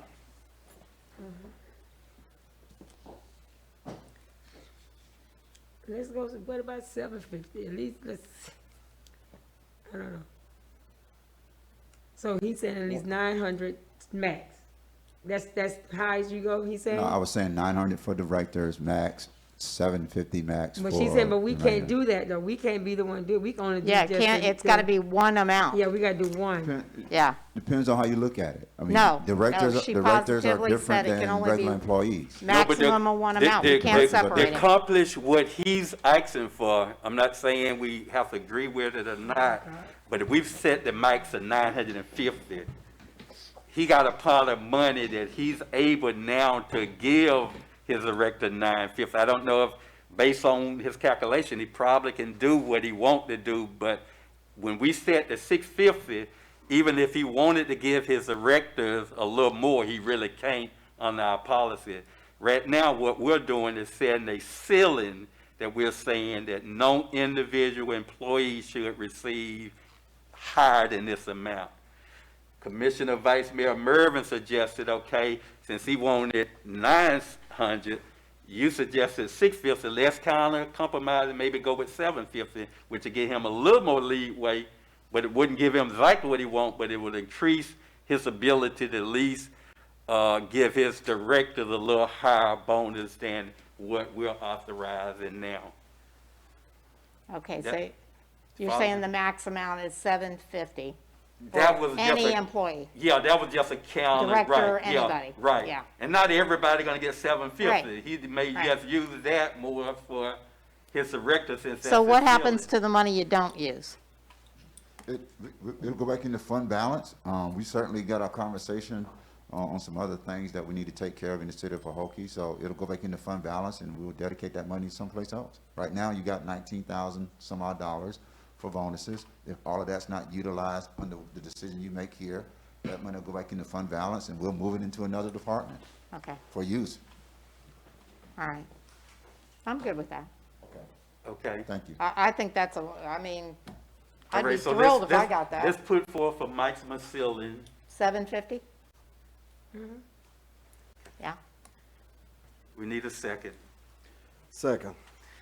It has been moved by Commissioner Bolden and proper second by Commissioner Everett that we have a maximum ceiling of $750 per employee for this bonus period. Call for questions. Hearing none, are you ready for a vote? Roll call, Madam Clerk. Commissioner Bolden? Yes? Commissioner Everett? Yes. Commissioner Hill? Vice Mayor Mervin? Yes. Mayor Bell? Yes. Thank you, Madam Clerk. Thank you, Commissioners. Motion passed by a unanimous vote. Now, are we going to instruct staff on this to take Yeah, out let me- the attitude and all that kind of stuff? Yeah, she's gonna work on, getting that language, they'll work on that. Now we need to actually, this was part of the ceiling and resolution, so, but they'll clear up whatever, So, the City Stephanie Attorney, are you language. going to bring that back to us with those changes for the Well, next year? What through the mayor, what I had suggested earlier, I think it's really too late to bring anything back if he's trying to get it done as quickly as possible and it's outlined here. But what we were going to do is bring it back to you the first quarter of next year and have more concrete things consistent with what you all are saying here. So for purposes of, tonight, we'll make the policy such that it accomplishes what you're trying to do, which is to reward your employees as soon as possible. But going forward, I think both of us heard everything, and we'll bring something back. So for next year, meaning for the end of your 2021 period, it will look more like what you're talking about now. But for right now, we're just going to try to accomplish getting the evaluations done quickly to accomplish the bonus schedule that the manager wants. Okay, and I guess I would like to see who got the bonus and how much they got, okay? so that we That's- would know. Yeah, we can request, make sure that we're aware of that, so, we'll get a listing of the employees report? and the amount So after the we bonus. we is- instruct staff to give us a Spreadsheet, report on yes, that? ma'am. Yeah. Okay. We'll put that on old business. City Attorney, I have a notes, I know, still getting notes about, I know he said about the high usage of the internet, and the public is saying they're not able to hear the meeting or see the meeting. And will we be in violation is continuing the meeting even though the public is not able to hear or see because of the high usage of the internet? I know lately in the area. Yeah, I think there ought to be some way that the public can understand what's going on with the meeting. So that has to happen. And so whatever we have to do to make that happen, even if it means,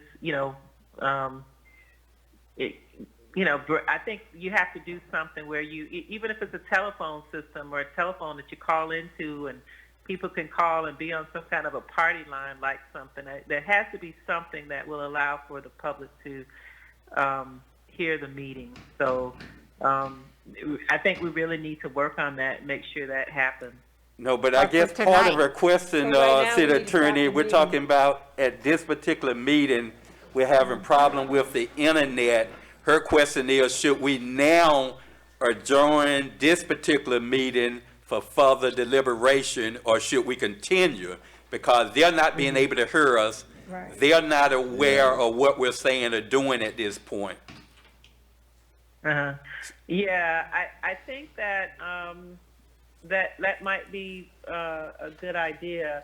I'm wondering if even the Facebook feed, nothing's working, is what you're I saying? guess it's saying because of the internet, and I know lately in the area, even at my home, ever since they put up those poles, the 5G, it's been a lot of internet issues in the area, and maybe because of high usage now, because kids now also are on Zoom and internet, and it's doing a lot of usage, and it's very slow. So from what I'm hearing from some, it's coming in and going out. It's like they're not.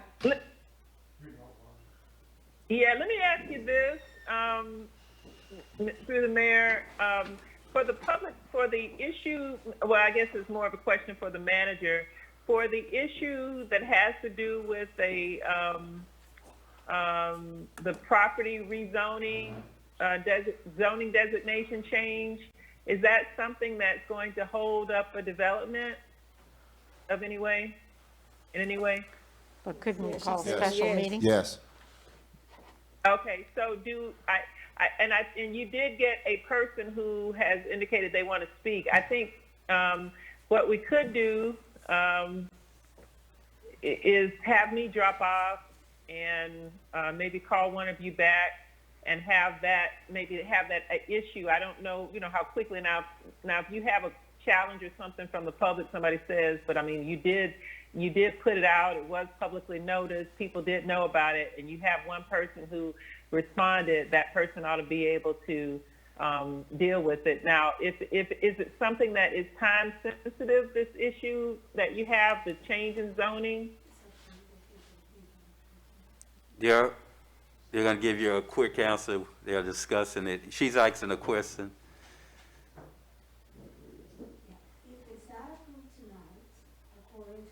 Speak into your mic there so she can hear you. He said, we're good now. He said, we're good now. Okay, great. Yeah, he said, we're good now. Yeah. Okay. He said, we're We're good back now. live, Mention the schedule when you city have to attorney. approve it. Very Thank you. good. Okay. Okay. Okay, but we still do need to reach out to that person. Is that, Chandler, is that someone you can call, or the city Yes. clerk can call on the cell phone? Yes. And, Yes, okay, I'm great. gonna I call think him. I'm gonna call him from my- once we get to that issue. Yeah, I'm gonna call him from here. We'll keep you on the phone. Okay. Okay. Okay. Where we at, y'all? I think we were We done did, approving. okay, we done approved we got everything. We done We're did at the public two hearing, resolutions. aren't Huh? We're at public hearing now. Yes, right. Okay, now we'll move into our public hearing. We're gonna have our city attorney read resolution 2020-35 for the records. A resolution of the City Commission of the City of Pahokee, Florida, granting a change in zoning designation of the property located at 200 South Barfield Highway, Pahokee, Florida, from public facilities, PF, to multifamily residential medium density, MF-18, authorizing the amendment of the official zoning map of the City of Pahokee to reflect said rezoning, providing for adoption of representations, providing for an effective date.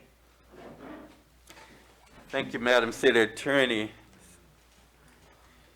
Remember, did we vote? Vote on what? Yes, we voted on that. We even And the voted on the amount? maximum ceiling. That was the resolution we voted on. Okay. You're referring to 2020-34, right? Yeah, we took care of that. City Manager, at this time, could you give us a brief explanation of Resolution 2020-35? Yes, Mayor. This 2020-35 is, we are approving what the ZAP Board has already recommended and approved in their meeting of rezoning 200 Barfield Highway for housing. As you know, before this, the old hospital, a medical district, medical area where the old hospital existed, where Glaze Healthcare Center currently is. We have a developer that we pre-approved to sell to last year. Once we demolished the property, in the interim, the owner, which is the city, must rezone the property for residential. So essentially, Okay. this is what. I got you. This is the attorney, go ahead, you accidentally hung No, up. so essentially, we're ratifying what the ZAP Board has already approved for rezoning for this area. Thank you. At this time, I would open the public hearing on Resolution 2020-35. And at this time, I will ask any residents who want to speak on this resolution, you can do so now. The city manager has contacted the sole resident that have requested comments on this particular resolution and public hearing. Mayor, we have Mr. Hurt on the line for public comment. Mr. Hurt? Hey Chandler, the only person I can hear is you, but I'm sure you guys can hear me. My only question all along has been for the past 2 years, if you look back at the surveys and when the hospital over 20 years ago went away, we had, some kind of verbal agreement for a long time and more recently to have access to that road because all our utilities, generator, all our deliveries all come on that adjoining 20 feet between the two buildings, but we have nothing in writing with any kind of easement or agreement, and I'm asking politely because we want to be a great neighbor to whatever is going on with the property because I really don't know, but I really wanted to go on record to say I really need to sit down with someone and talk about that I guess alleyway between the two and access because of all of our back of the property utilities, and especially working with the state recently on our new hurricane generator, which has to have certain kind of access. So I'm just wanting to go on record to say I would like for someone that's the proper authority in Chandler could direct them my way to sit down with me and let's talk about that with the new property owners and whatever you're doing with the property. I don't know. That's all I wanted to say. Okay, Mayor. Mr. Hertz, thank you. I still got him on the line, but Mr. Hurt mentioned this previously. Yes, we're still here. Okay, I don't need 3 minutes. That's all I really had to ask was what's the next step for us to get some comfort level with the new neighbor, whatever's going on with the property. That's all. Okay, and I was answering that. I'm gonna keep you on the phone so you can hear what I have to say. Mr. Hurt indicated this previously to the city. I reached out to the developer to indicate what the concern was about that alleyway where they added a generator. They got their solid waste dumpsters back there and some equipment. I also went and I spoke directly. I spoke with the developer about this, and he understands that there has to be some type of easement. They don't want to take away all of the property, that road between the two properties. He needs that area, but he also understands that there has to be access to that area by Glaze Health Center. So he's willing to work with Glaze Health Center to ensure that when construction starts, that the area, there's portions of the area identified that they can keep and remain to have access to those areas. It's just something we have to sit down with the new owner and work out on how that's gonna fit for both owners on both sides of the street. So I don't think it's a big issue, but it's certainly something we have to take care of with the potential owner and with the Glaze Health Center. But it is something that has been mentioned. I've spoken about it briefly with the corporation, the developer, and they're looking at all avenues, and they do plan to sit down with Glaze Health Center and have that conversation. Mr. Mayor, if I may, you say potential, so. Well, not potential, but we have to work out an agreement with Glaze Health Center, and the developer is not, he's not adverse to that. Okay. And so Glaze Healthcare can get that they're gonna get a commitment in writing? Yes, yes. And you'll be involved in that conversation too, right? I mean. Yes. Okay, I just didn't Yes. want And you because- to just. Wouldn't the easy thing to do to be give them an easement Yes. to that property? Yes, I just don't know how much of easement that they are requiring. I know where their equipment is. I've been back there several times, and we got to get with the developer and see how much of that part that he needs as well, and come up with a mutual agreement. We can give him an easement now, and it may interfere with what the developer needs on his side. So I think both parties need to sit down and really hash out exactly what the easements should be on both sides. I guess my only concern, and I can speak to this now, and I won't be accused of trying to save my job because I work with the school district of Palm Beach County. But I was always then and now looking at the fact that Glaze Healthcare Center for a long time has housed my relatives and others' relatives and is a big employer in the Glaze community. Largest in Pahookie. And so my issue would be, is I feel like there needs to be a strong position that comes from the city to this developer. We understand the housing that we are getting out of this deal, but it needs to be also understood that this is a big employer in the Glaze community, and that they need to not, see if they can work or how they can work, but it definitely needs to be. Should be a condition of the hey, contract. it needs to be done. And you can set that condition in the sale, Yeah, that needs to Yeah. be done. That Yeah. don't need to. That doesn't need to be. We need to have a kumbaya session. Right. Well, I was just Needs to saying be that set in because paper. I don't know exactly how much, easement both parties need, and so, but we can certainly set that condition in the sale, that has to happen. Yeah, that needs to. Yeah, that needs to be in there. Mr. Hurt can speak with state agency to see about, because I know that when I was working there as a social service director, I do know that there was issue with generator need to be relocated and all of that. You just need to sit there, get what they need, and just put that as a condition to say, hey, this needs to be done in order to move forward with the deal. Yeah. Okay. Otherwise, there's no sale, because we're not going to put the largest employer in the city out of business, because they can't have a generator and they can't 'Cause get the state, access to it. that's non-negotiable That for would the be state. crazy to do that. Well, it was always, from a city manager's perspective, that the things they have, the equipment they have was not going to move. And they would be provided easements and access to that rear of the property. That was always my take. Yeah. And we just gotta ensure that the developer who we're selling to understands that and is put in the writing, and they'll Yeah, agree that to it's it. not an option. It's a contingency of the sale. Sale. Okay. Yeah. All right, now, Ms. Bowler, now you speaking on it, but I was told I couldn't speak on it. Now you on the board now. Oh, I'm sorry. So, I forgot. so I guess I'll refer back to the city attorney now on the steps moving forward, because that sale is coming up fairly quickly. We've done with demolition now, so we will start preparing to sell the property to this developer. So that's the language that would have to be. Are we ever going to get to meet the developer?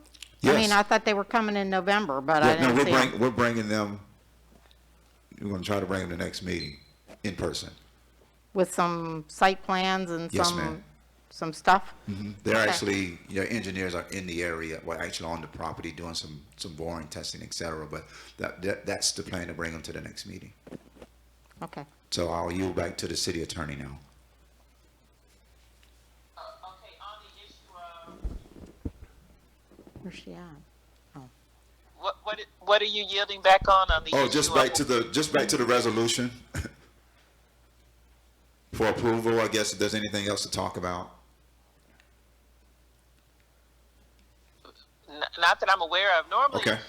well, yeah, okay. Having no further comments by any of the residents, I'm going to close the. Wait, I have one more question. Can I ask This one more? is I'm closing the public hearing. okay, Then we I'm need to sorry. have a second. Okay. Then you can ask your question. Thank Okay, you. great. I now close the public hearing.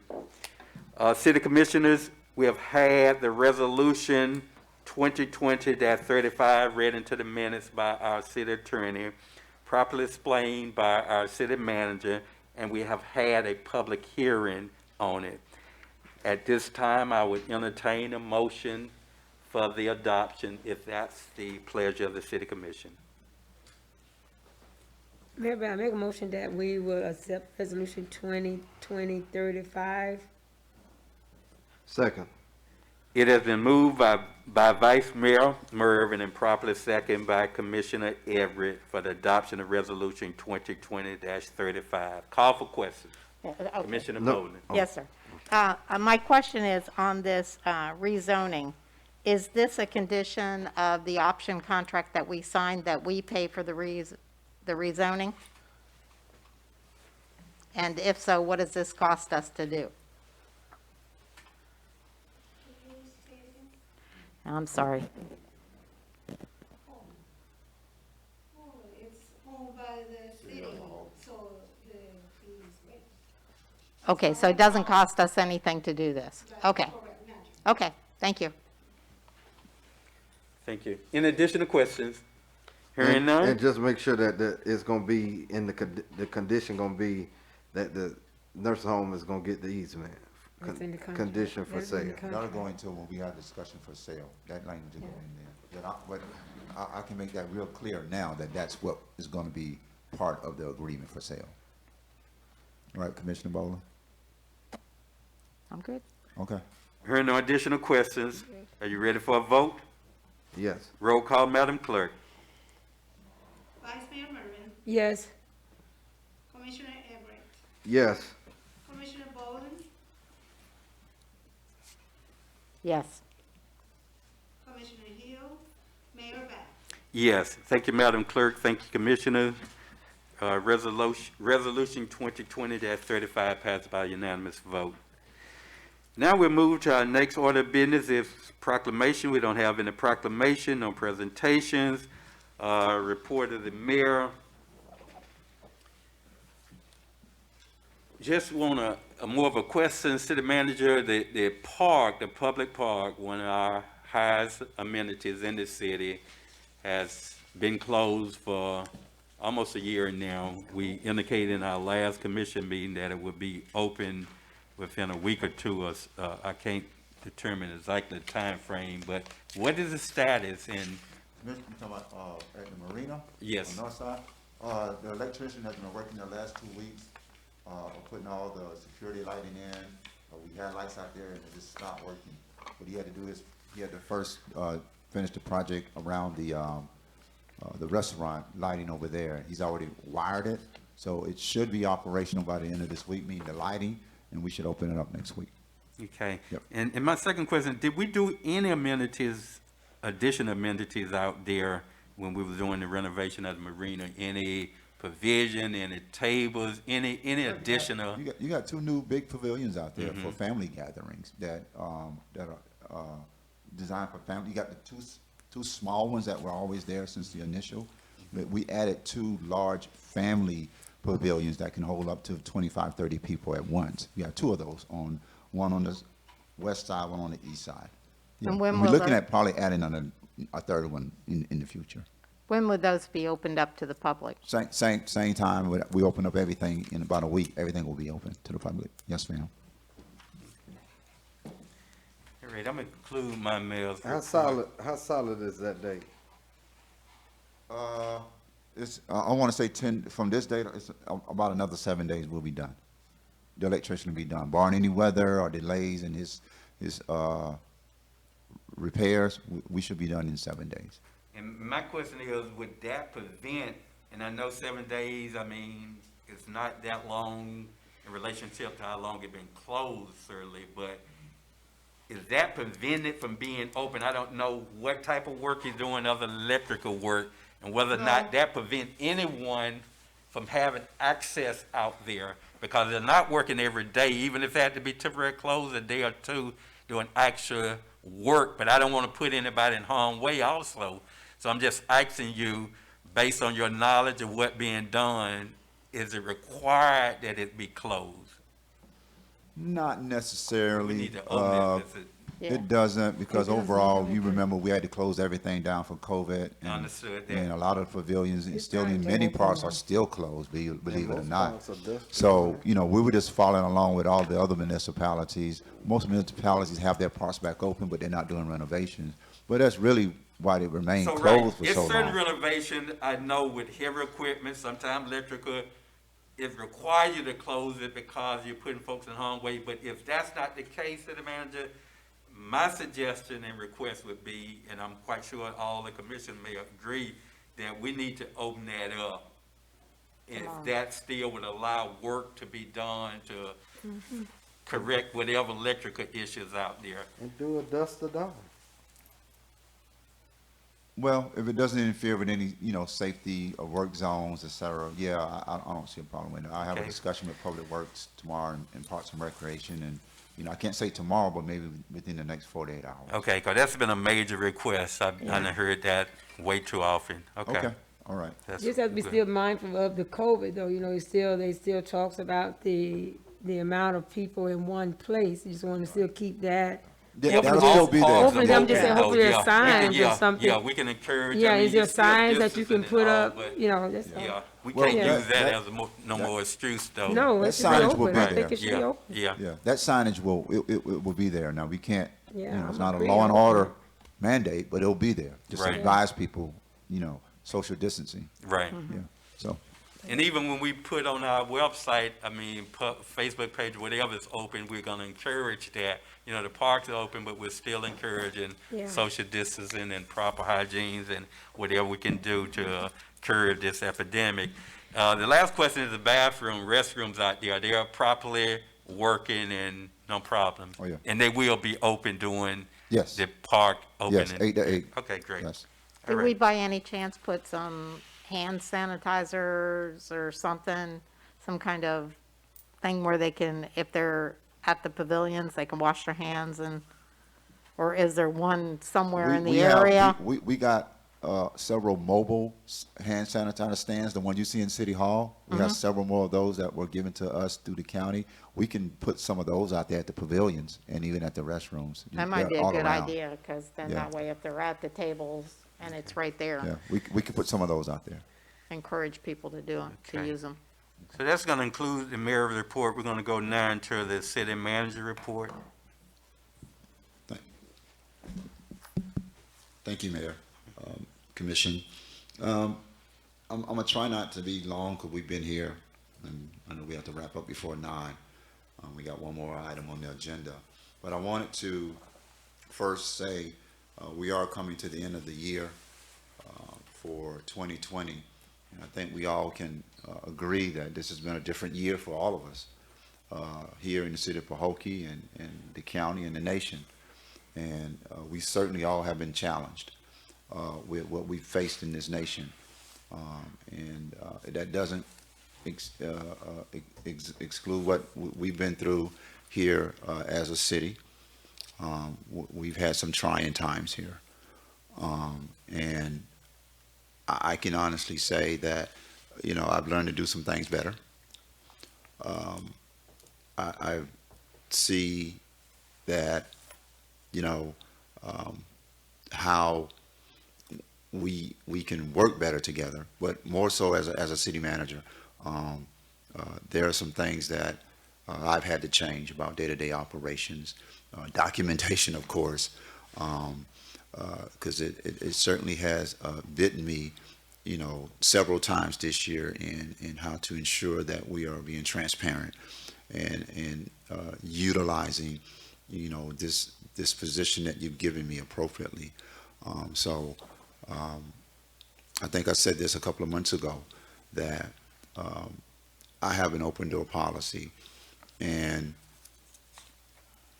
if any citizen or resident has a question, I would love to sit down with them and help them understand if there's a misinformation out there, or you feel that I'm not doing something right, or if I've done something that has made you feel that we're not as professional or transparent or honest. I would like to have that conversation with that person, or invite them into City Hall and be very transparent with them. But more so, we have a really good staff here in the city of Pahokee. Overall, we're no different from any other city. We have challenges, but we have a very good staff, a professional staff. And we always are learning something new under this leadership. Even I'm learning from my staff under my own leadership how to be a better leader. From my perspective, I'm dedicated to this job, but I know there's a lot of questions about many things that we need to do better. And I'm going to continue to strive to do better in my job, so we don't have these types of conversations that we faced this past year, or the doubts that we currently still hear in this city.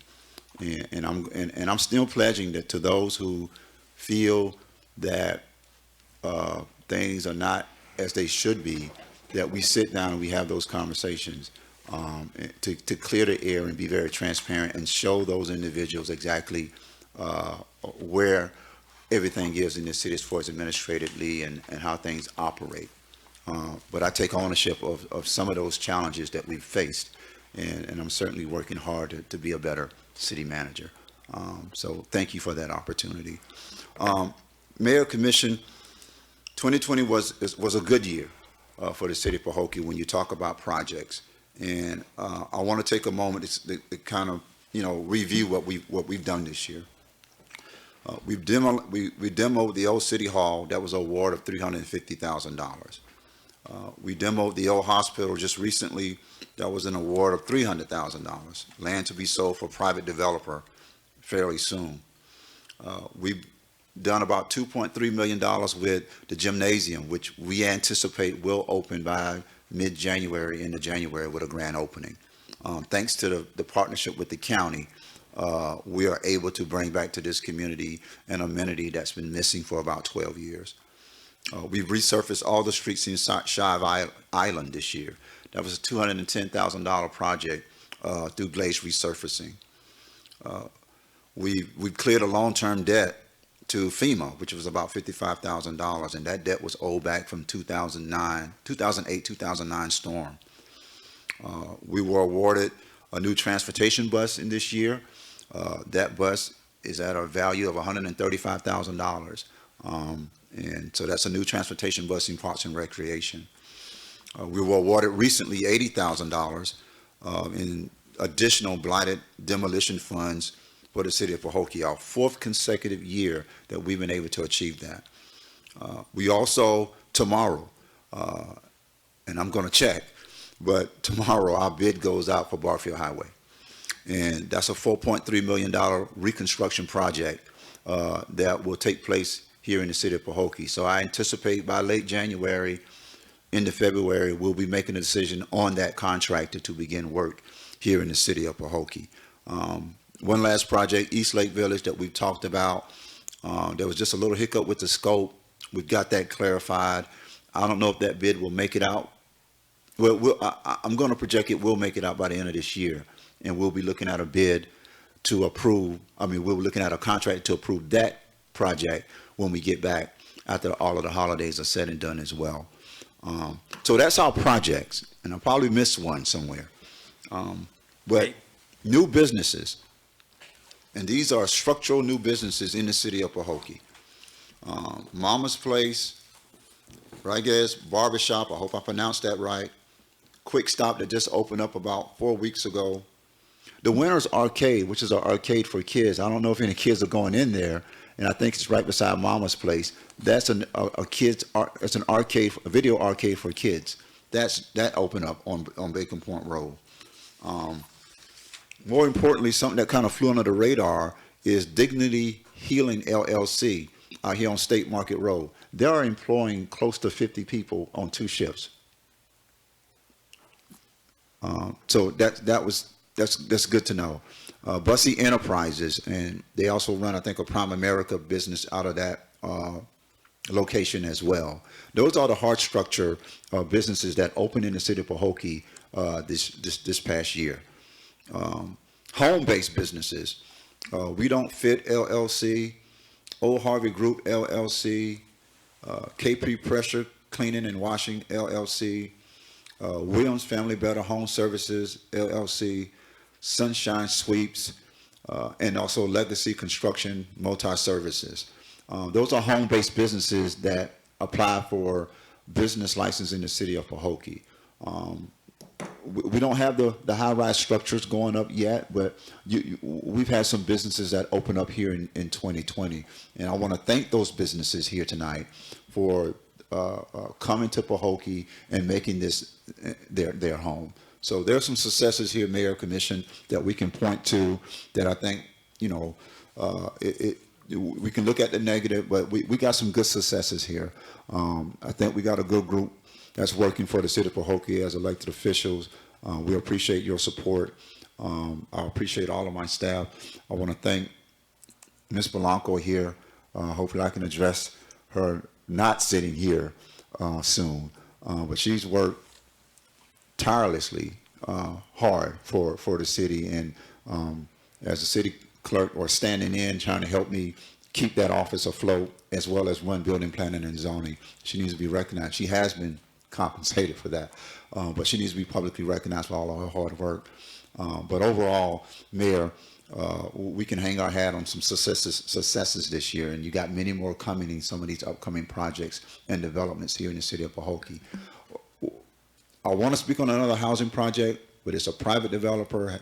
We're just doing the planning right now, and we got to come back and do the zoning for that as well. It's a big housing project that is moving forward, but I don't want to get ahead of myself.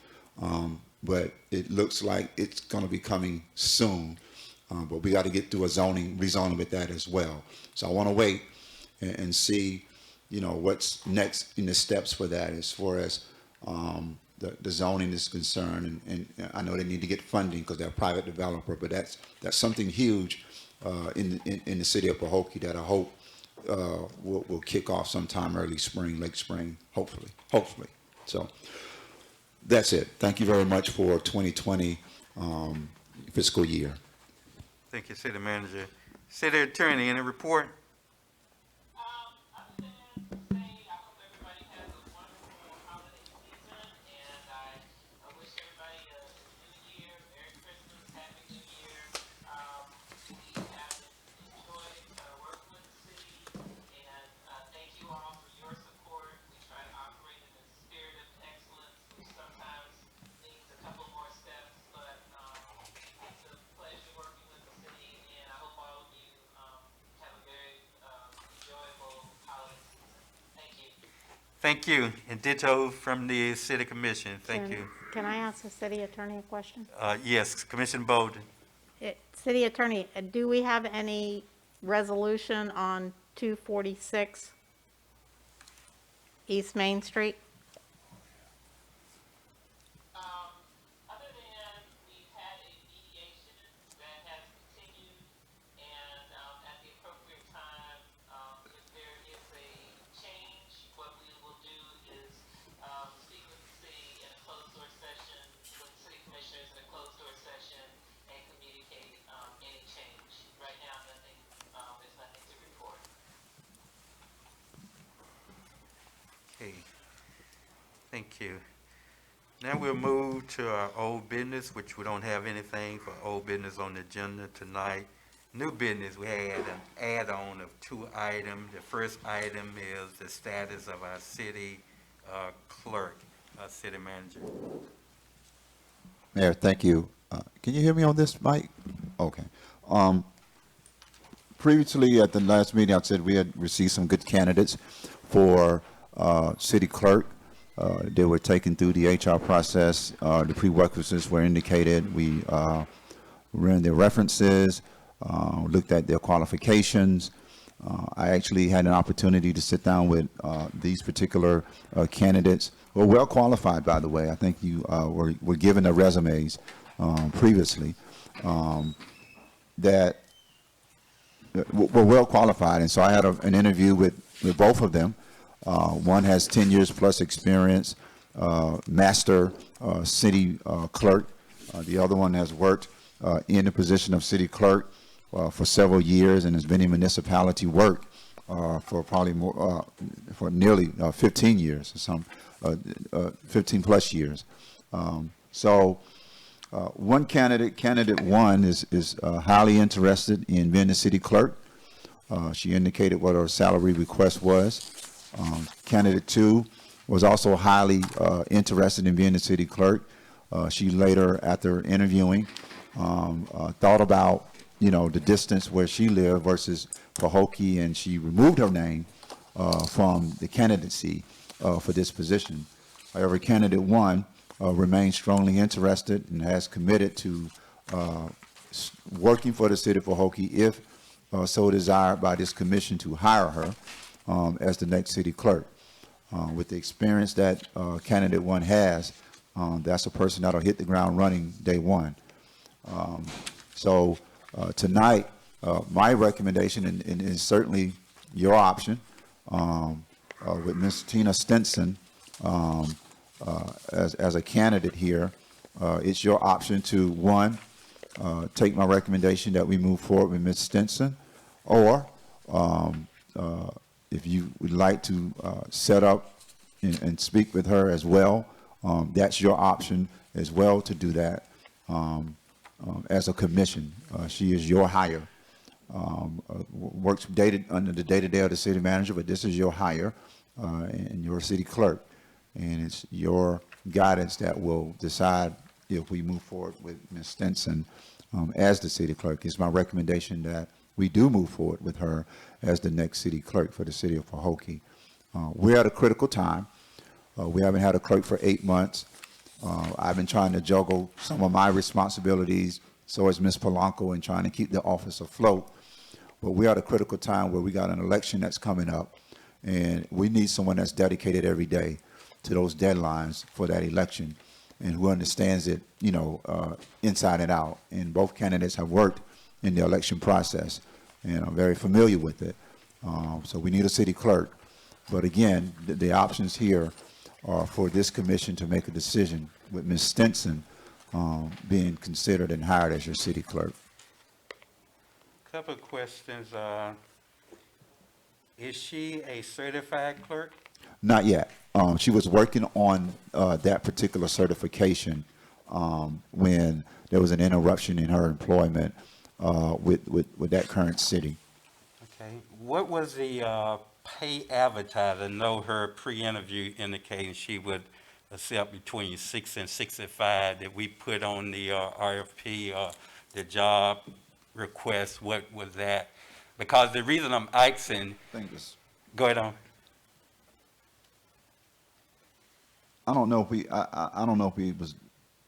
it was the 52 that we posted. I would have to check the advertisement, what HR put out. I can't recall right now. It could have said negotiable, but I don't want to say without referring to what it was at that time when we advertised it. Okay. We did advertise it. However, we sent it to Palm Beach League of Cities. I think that's what got us these really good candidates, because we sent it to the League of Cities and reached out to some other city clerks in that organization. As I can recall, the last set of job applicants, one did include a previous city clerk, Ms. Warner, and I believe the reason she declined because she wanted a little addition to what we was offering, which was, I think, 52.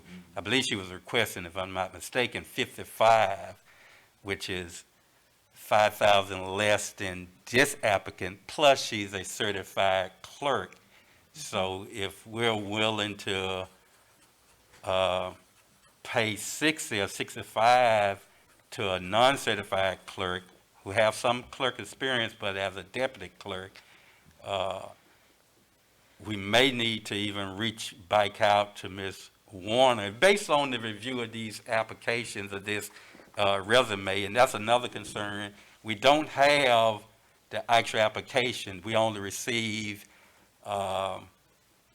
resumes, and I would like to also receive the application and resumes of all the candidates. I know that I think you and HR did a great job, should be commended on that, and then it went further than that to give a recommendation, which is up to the commission to accept or reject. But it would be our decision on who we hire, so to be able to do that and compare your recommendation with the actual applications along with the resume would be helpful. You mean the application they filled out when they come to City Hall? Yes. Oh, okay. This is a little bit more detailed than that. The application is less detailed. Yeah, but I look at always, I never personally had an interview that I didn't look myself at the application along with the resumes. I agree it probably is a little more detailed, but that application can give you a lot of good background that you may not pick up on a resume. And lastly,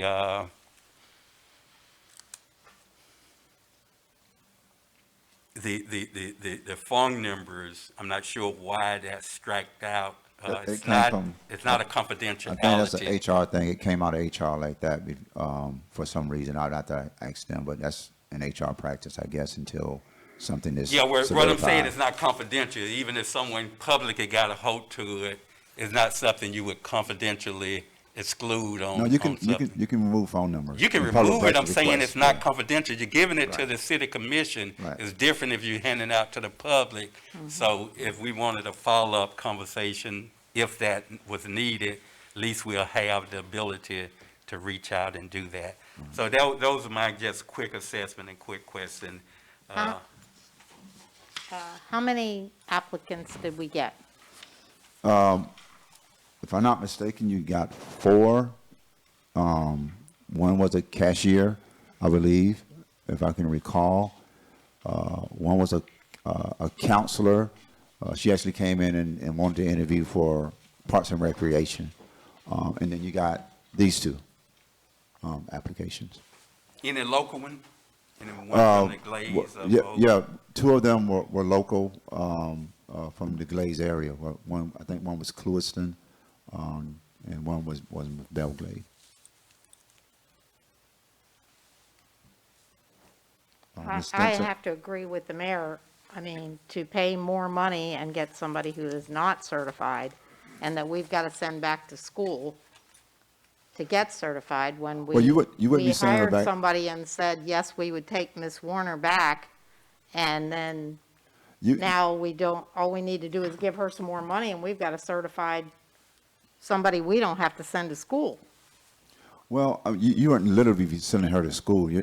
How they get their certifications is they have to go and attend their conferences. Yeah, but she's not And- certified, is what I'm saying. Correct, but she's very Yeah. close to being certified. It's limited fiscal that we would have to input into her because she's already been a city clerk for so long. She was actually at the point of being certified, and they had a major budget interruption in that particular city, and they had to release that particular city clerk and give it. I don't want to go into that, but they had a major interruption in their revenue, Right. and she would have been probably certified by the end of this year had she not been released in this end of this budget year. And I think in September when the city made a decision to reduce their staff. I guess my concern always is that every time we go to hire somebody, we have one to choose from, always. It's not 3 or 4 or 5. In an economy where people are out of employment and there has to be hundreds of these people that Well, are available. We're We're not even seeing 5. Well, here's the thing, and I agree with you. This is why, it's hard to. So are when we you're not looking for good advertising it people- correctly? When you're looking for good people, they're not necessarily always here. And I agree with you because we had other city clerks that inquired and then they thought about the travel and they didn't even submit. So, and I know those folks. And so you had one good one here, Miss Munchik, great, interviewed great, master city clerk, drove out, interviewed, drove back home, thought about it and said, you know what, the hour drive, I don't want to do the hour drive. So it's a challenge, to find that Okay. type of talent pool. My So- question is, are we advertising on the city clerk's website that they have, don't the city clerks have an organization, association, and you can advertise on there for a We city did. clerk? We did. We did. That's how we got these That's all great over resumes. the state of Florida. Huh? Yeah, I call Florida City League of Cities and Okay. Palm Beach League of Cities. Okay. That's how we got these great folks. And I even called some of the city clerks that I know and other local citizens. Hey, do you know a deputy city clerk? Let them know this position is open. And I got some recommendations, but then they thought about the drive and they didn't even submit. So we had several interested city clerks who didn't even submit just because of the distance. Was it on Indeed.com? I can't recall. I asked HR. LinkedIn.com? I would have to ask HR. Because those are like the 2 places people go to get a job. So Well, if we're again, not advertising there, we're really not putting it out there for everybody to come in my opinion. Well, I again, agree with the this mayor. is just. I think we need to this is a good call Ms. candidate, Warner and ask her and to it's- come it's in up to you and guys. interview as well. It's up to the commission to do that. This is a really good candidate that has committed not only to working for us, but, doesn't live here, but committed to driving in from, It's not right that at far. Loxahatchee, on the other side of Loxahatchee is where her address is located. So, but it is again up to the city 20 commission on minutes. how you want to move forward. If you want to try to set up another date to do a Zoom interview with this particular candidate as well get the applications that the mayor has referenced, it's certainly your pleasure to do that as well. Any comments from the other commissioners on your Do we thought? even know if Ms. Warner even available? You know, she's a school teacher right now. It's not that she's not working. So, But She said that when I congratulated her, when I called her to say congratulations, we voted last night to hire you, and she was like, I hope you up the money, because I told the city manager that wasn't enough money, and what was she And giving? that's exactly What what was she she said. proposed? Well, it's great I keep advertising text like messages 52,000. and things that people communicate. That's not what happened.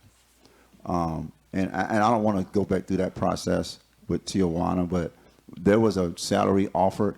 She accepted that salary. You then got to approve that hire. And then a couple of days later, she decided that she didn't want to take the job. That's how that happened. I mean, I'm just going by what she told Well, me. I No, guess no, the I understand, concern- I guess but the I mean, concern we're is how again, much we're at a was she critical point. offered? We can't go back and try How to much figure out was what she- happened. How there. much was the salary offer then? I don't know. What did we offer her? What the 'Cause it was in budget the was 50s, wasn't it? 52.5. Yeah, it was- yeah. 52. So I budget's guess around the 55. concern and the question is she was offered 52, but now just looking at skimming through the resumes, one was offered like 60 and the other one Well, she wasn't offered that. 75. She said she would come for 60. Yeah, and the other one 26 and wanted, what, 65. 70 And the other or one wanted something? 70, but of course, but she's a master city clerk, Wow. that's been in the business for, over a decade or more. So, but no, we didn't offer her 60. She said that she would come for 60. Yeah, and again, I'm going back to the vice mayor, which I wasn't saying that, I'm not sure if she's willing or not, but I was saying it's worth at least the effort to extend that offer, Invitation. consideration, if we're paying another person higher than what we offered her. So I would offer her, for instance, the 60,000.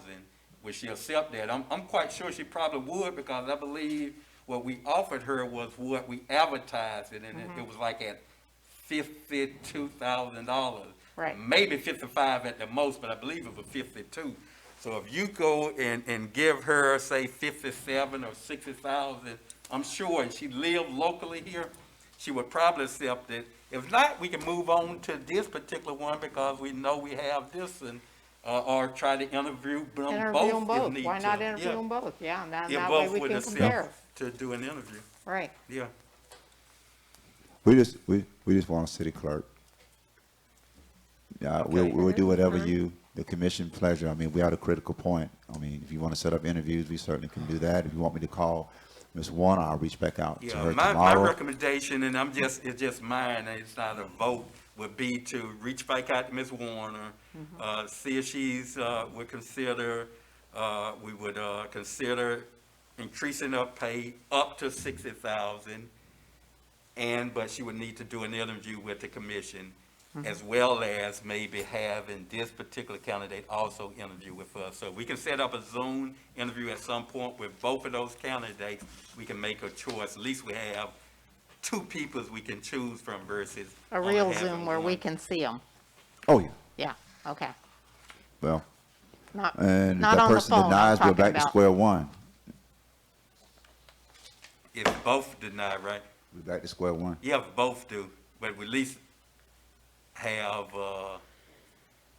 some. I mean, she wouldn't offer the job. She know that more than likely she would have to have an interview Of course with the she'd have to commission hire- anyway. We're So not that gonna was hire just somebody we another haven't step. interviewed. No, Right. I mean, my conversation, I told her, I supported her being here in the city of Pahokee, but it's not my decision Right. to make. It's up to Right. the city Right. commission.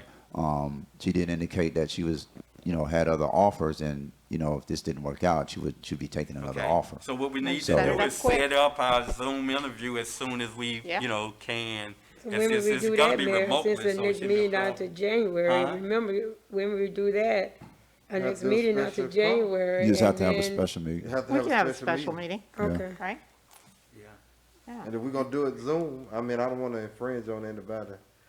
If we got to do a Zoom, I mean, it's not like we have Zoom, to be all come of us here. on Zoom, or Because it's they on not like Zoom we or would have we to here? come here. Yeah, Yeah. We here or there on Zoom, or all of us Everybody on Zoom. You could do everybody on Zoom if you wanted. And now that we have open and live public meeting, we just have to clarify with the city attorney whether that's gonna be fine to conduct our interview by Zoom. But that's an interview. It's an interview, but it's still, It's a public well. meeting. She's That's- saying that's something now. live. Go ahead, attorney. Yes, if you all are not making a decision and you're, putting it on, doing that in an interview, and it's just an interview, I think that would be, fine due to, COVID. It's not, a city commission meeting, you're not voting.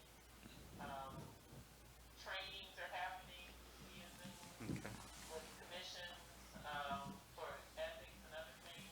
So I see that as something similar, and I don't think that would, be a violation. Okay, so my recommendation, city manager, would be to contact Mrs. Warren, see if we can get an interview with both her and this candidate. We'll set up a time frame and set up a Zoom that we can do that. And then at our next commission meeting, we can make a decision if we have both. If we only have one, then we'll But- just have to choose from there.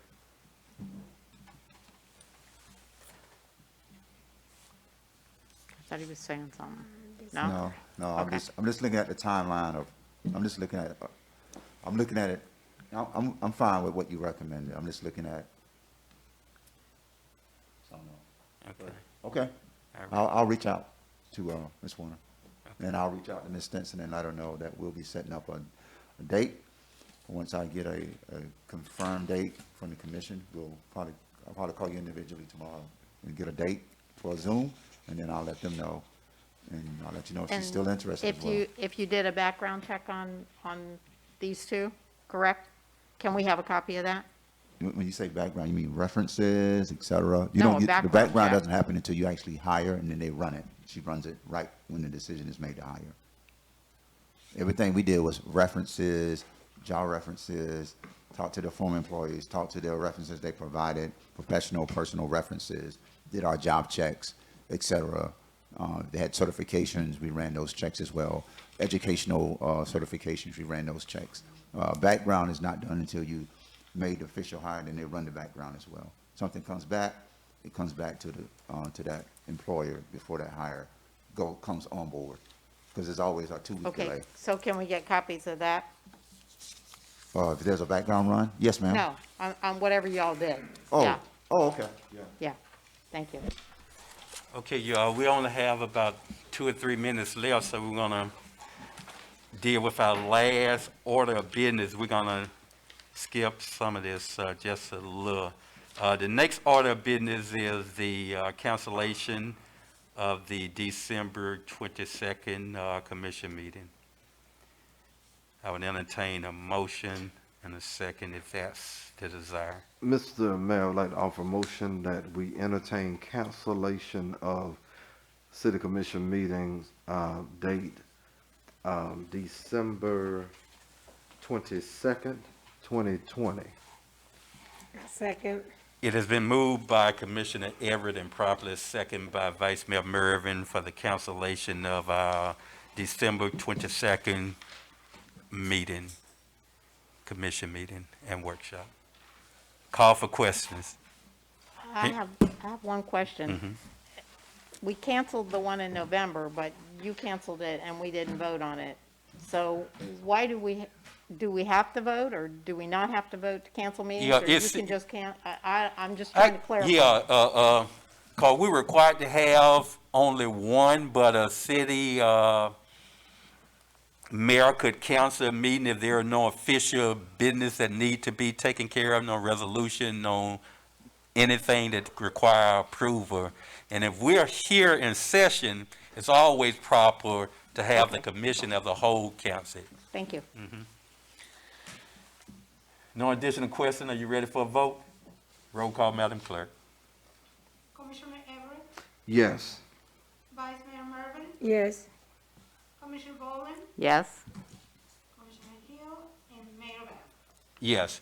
Thank you, Madam Clerk. Thank you, Commissioners. Motion passed by unanimous decision. The December 22nd meeting will be canceled. Future agenda item, we're gonna add the city manager contract as on the old business on our next agenda. For the good of order, we're gonna bypass that. 9 o'clock, we're required by our little ordinance to end our meeting at 9. I'd like to entertain. It's one, and I know due to COVID, I just got notice today from a resident. I didn't know Miss Bush had passed away over 3 weeks ago. It wasn't brought to my, I didn't know that. What So, Bush? Miss Becky Bush's mother. Okay. I didn't know that. I don't know any of the commission or anyone knew of that, but it was brought to my attention today from her. So I don't know. Now, normally we do resolution for, because I know she, from her statement, I guess she served in the city at least 2 years in past years. And if I'm not mistaken, she was one of our, for the, what you call it, when we have out in the cemetery. Well, she was one of our residents of our, What The cemetery storm of committee? 2000, I'm Oh, gonna the say the storm of 1928. Yeah, yeah. 1928. yeah, Right. that. So if we can probably, when we get back or so, just have a resolution made up for Mrs. Okay, Miss we'll Bush just in have this to reach process. out through the city clerk or one of the commissioners to get the information to include in the resolution, but you can put forth a motion. for I'd like us to make a uh, motion that we will rectify a resolution for Mrs. Bush. Second. It has been moved by Vice Mayor Mervin and properly second by Commissioner Everett that we provide a resolution for Mrs. Bush as soon as we have the information that And we I can can try to do. reach out to her. Call for questions. Hearing none, are you ready for a vote? Roll call, Madam Clerk. Vice Mayor Mervin. Yes, Commissioner Everett. Yes.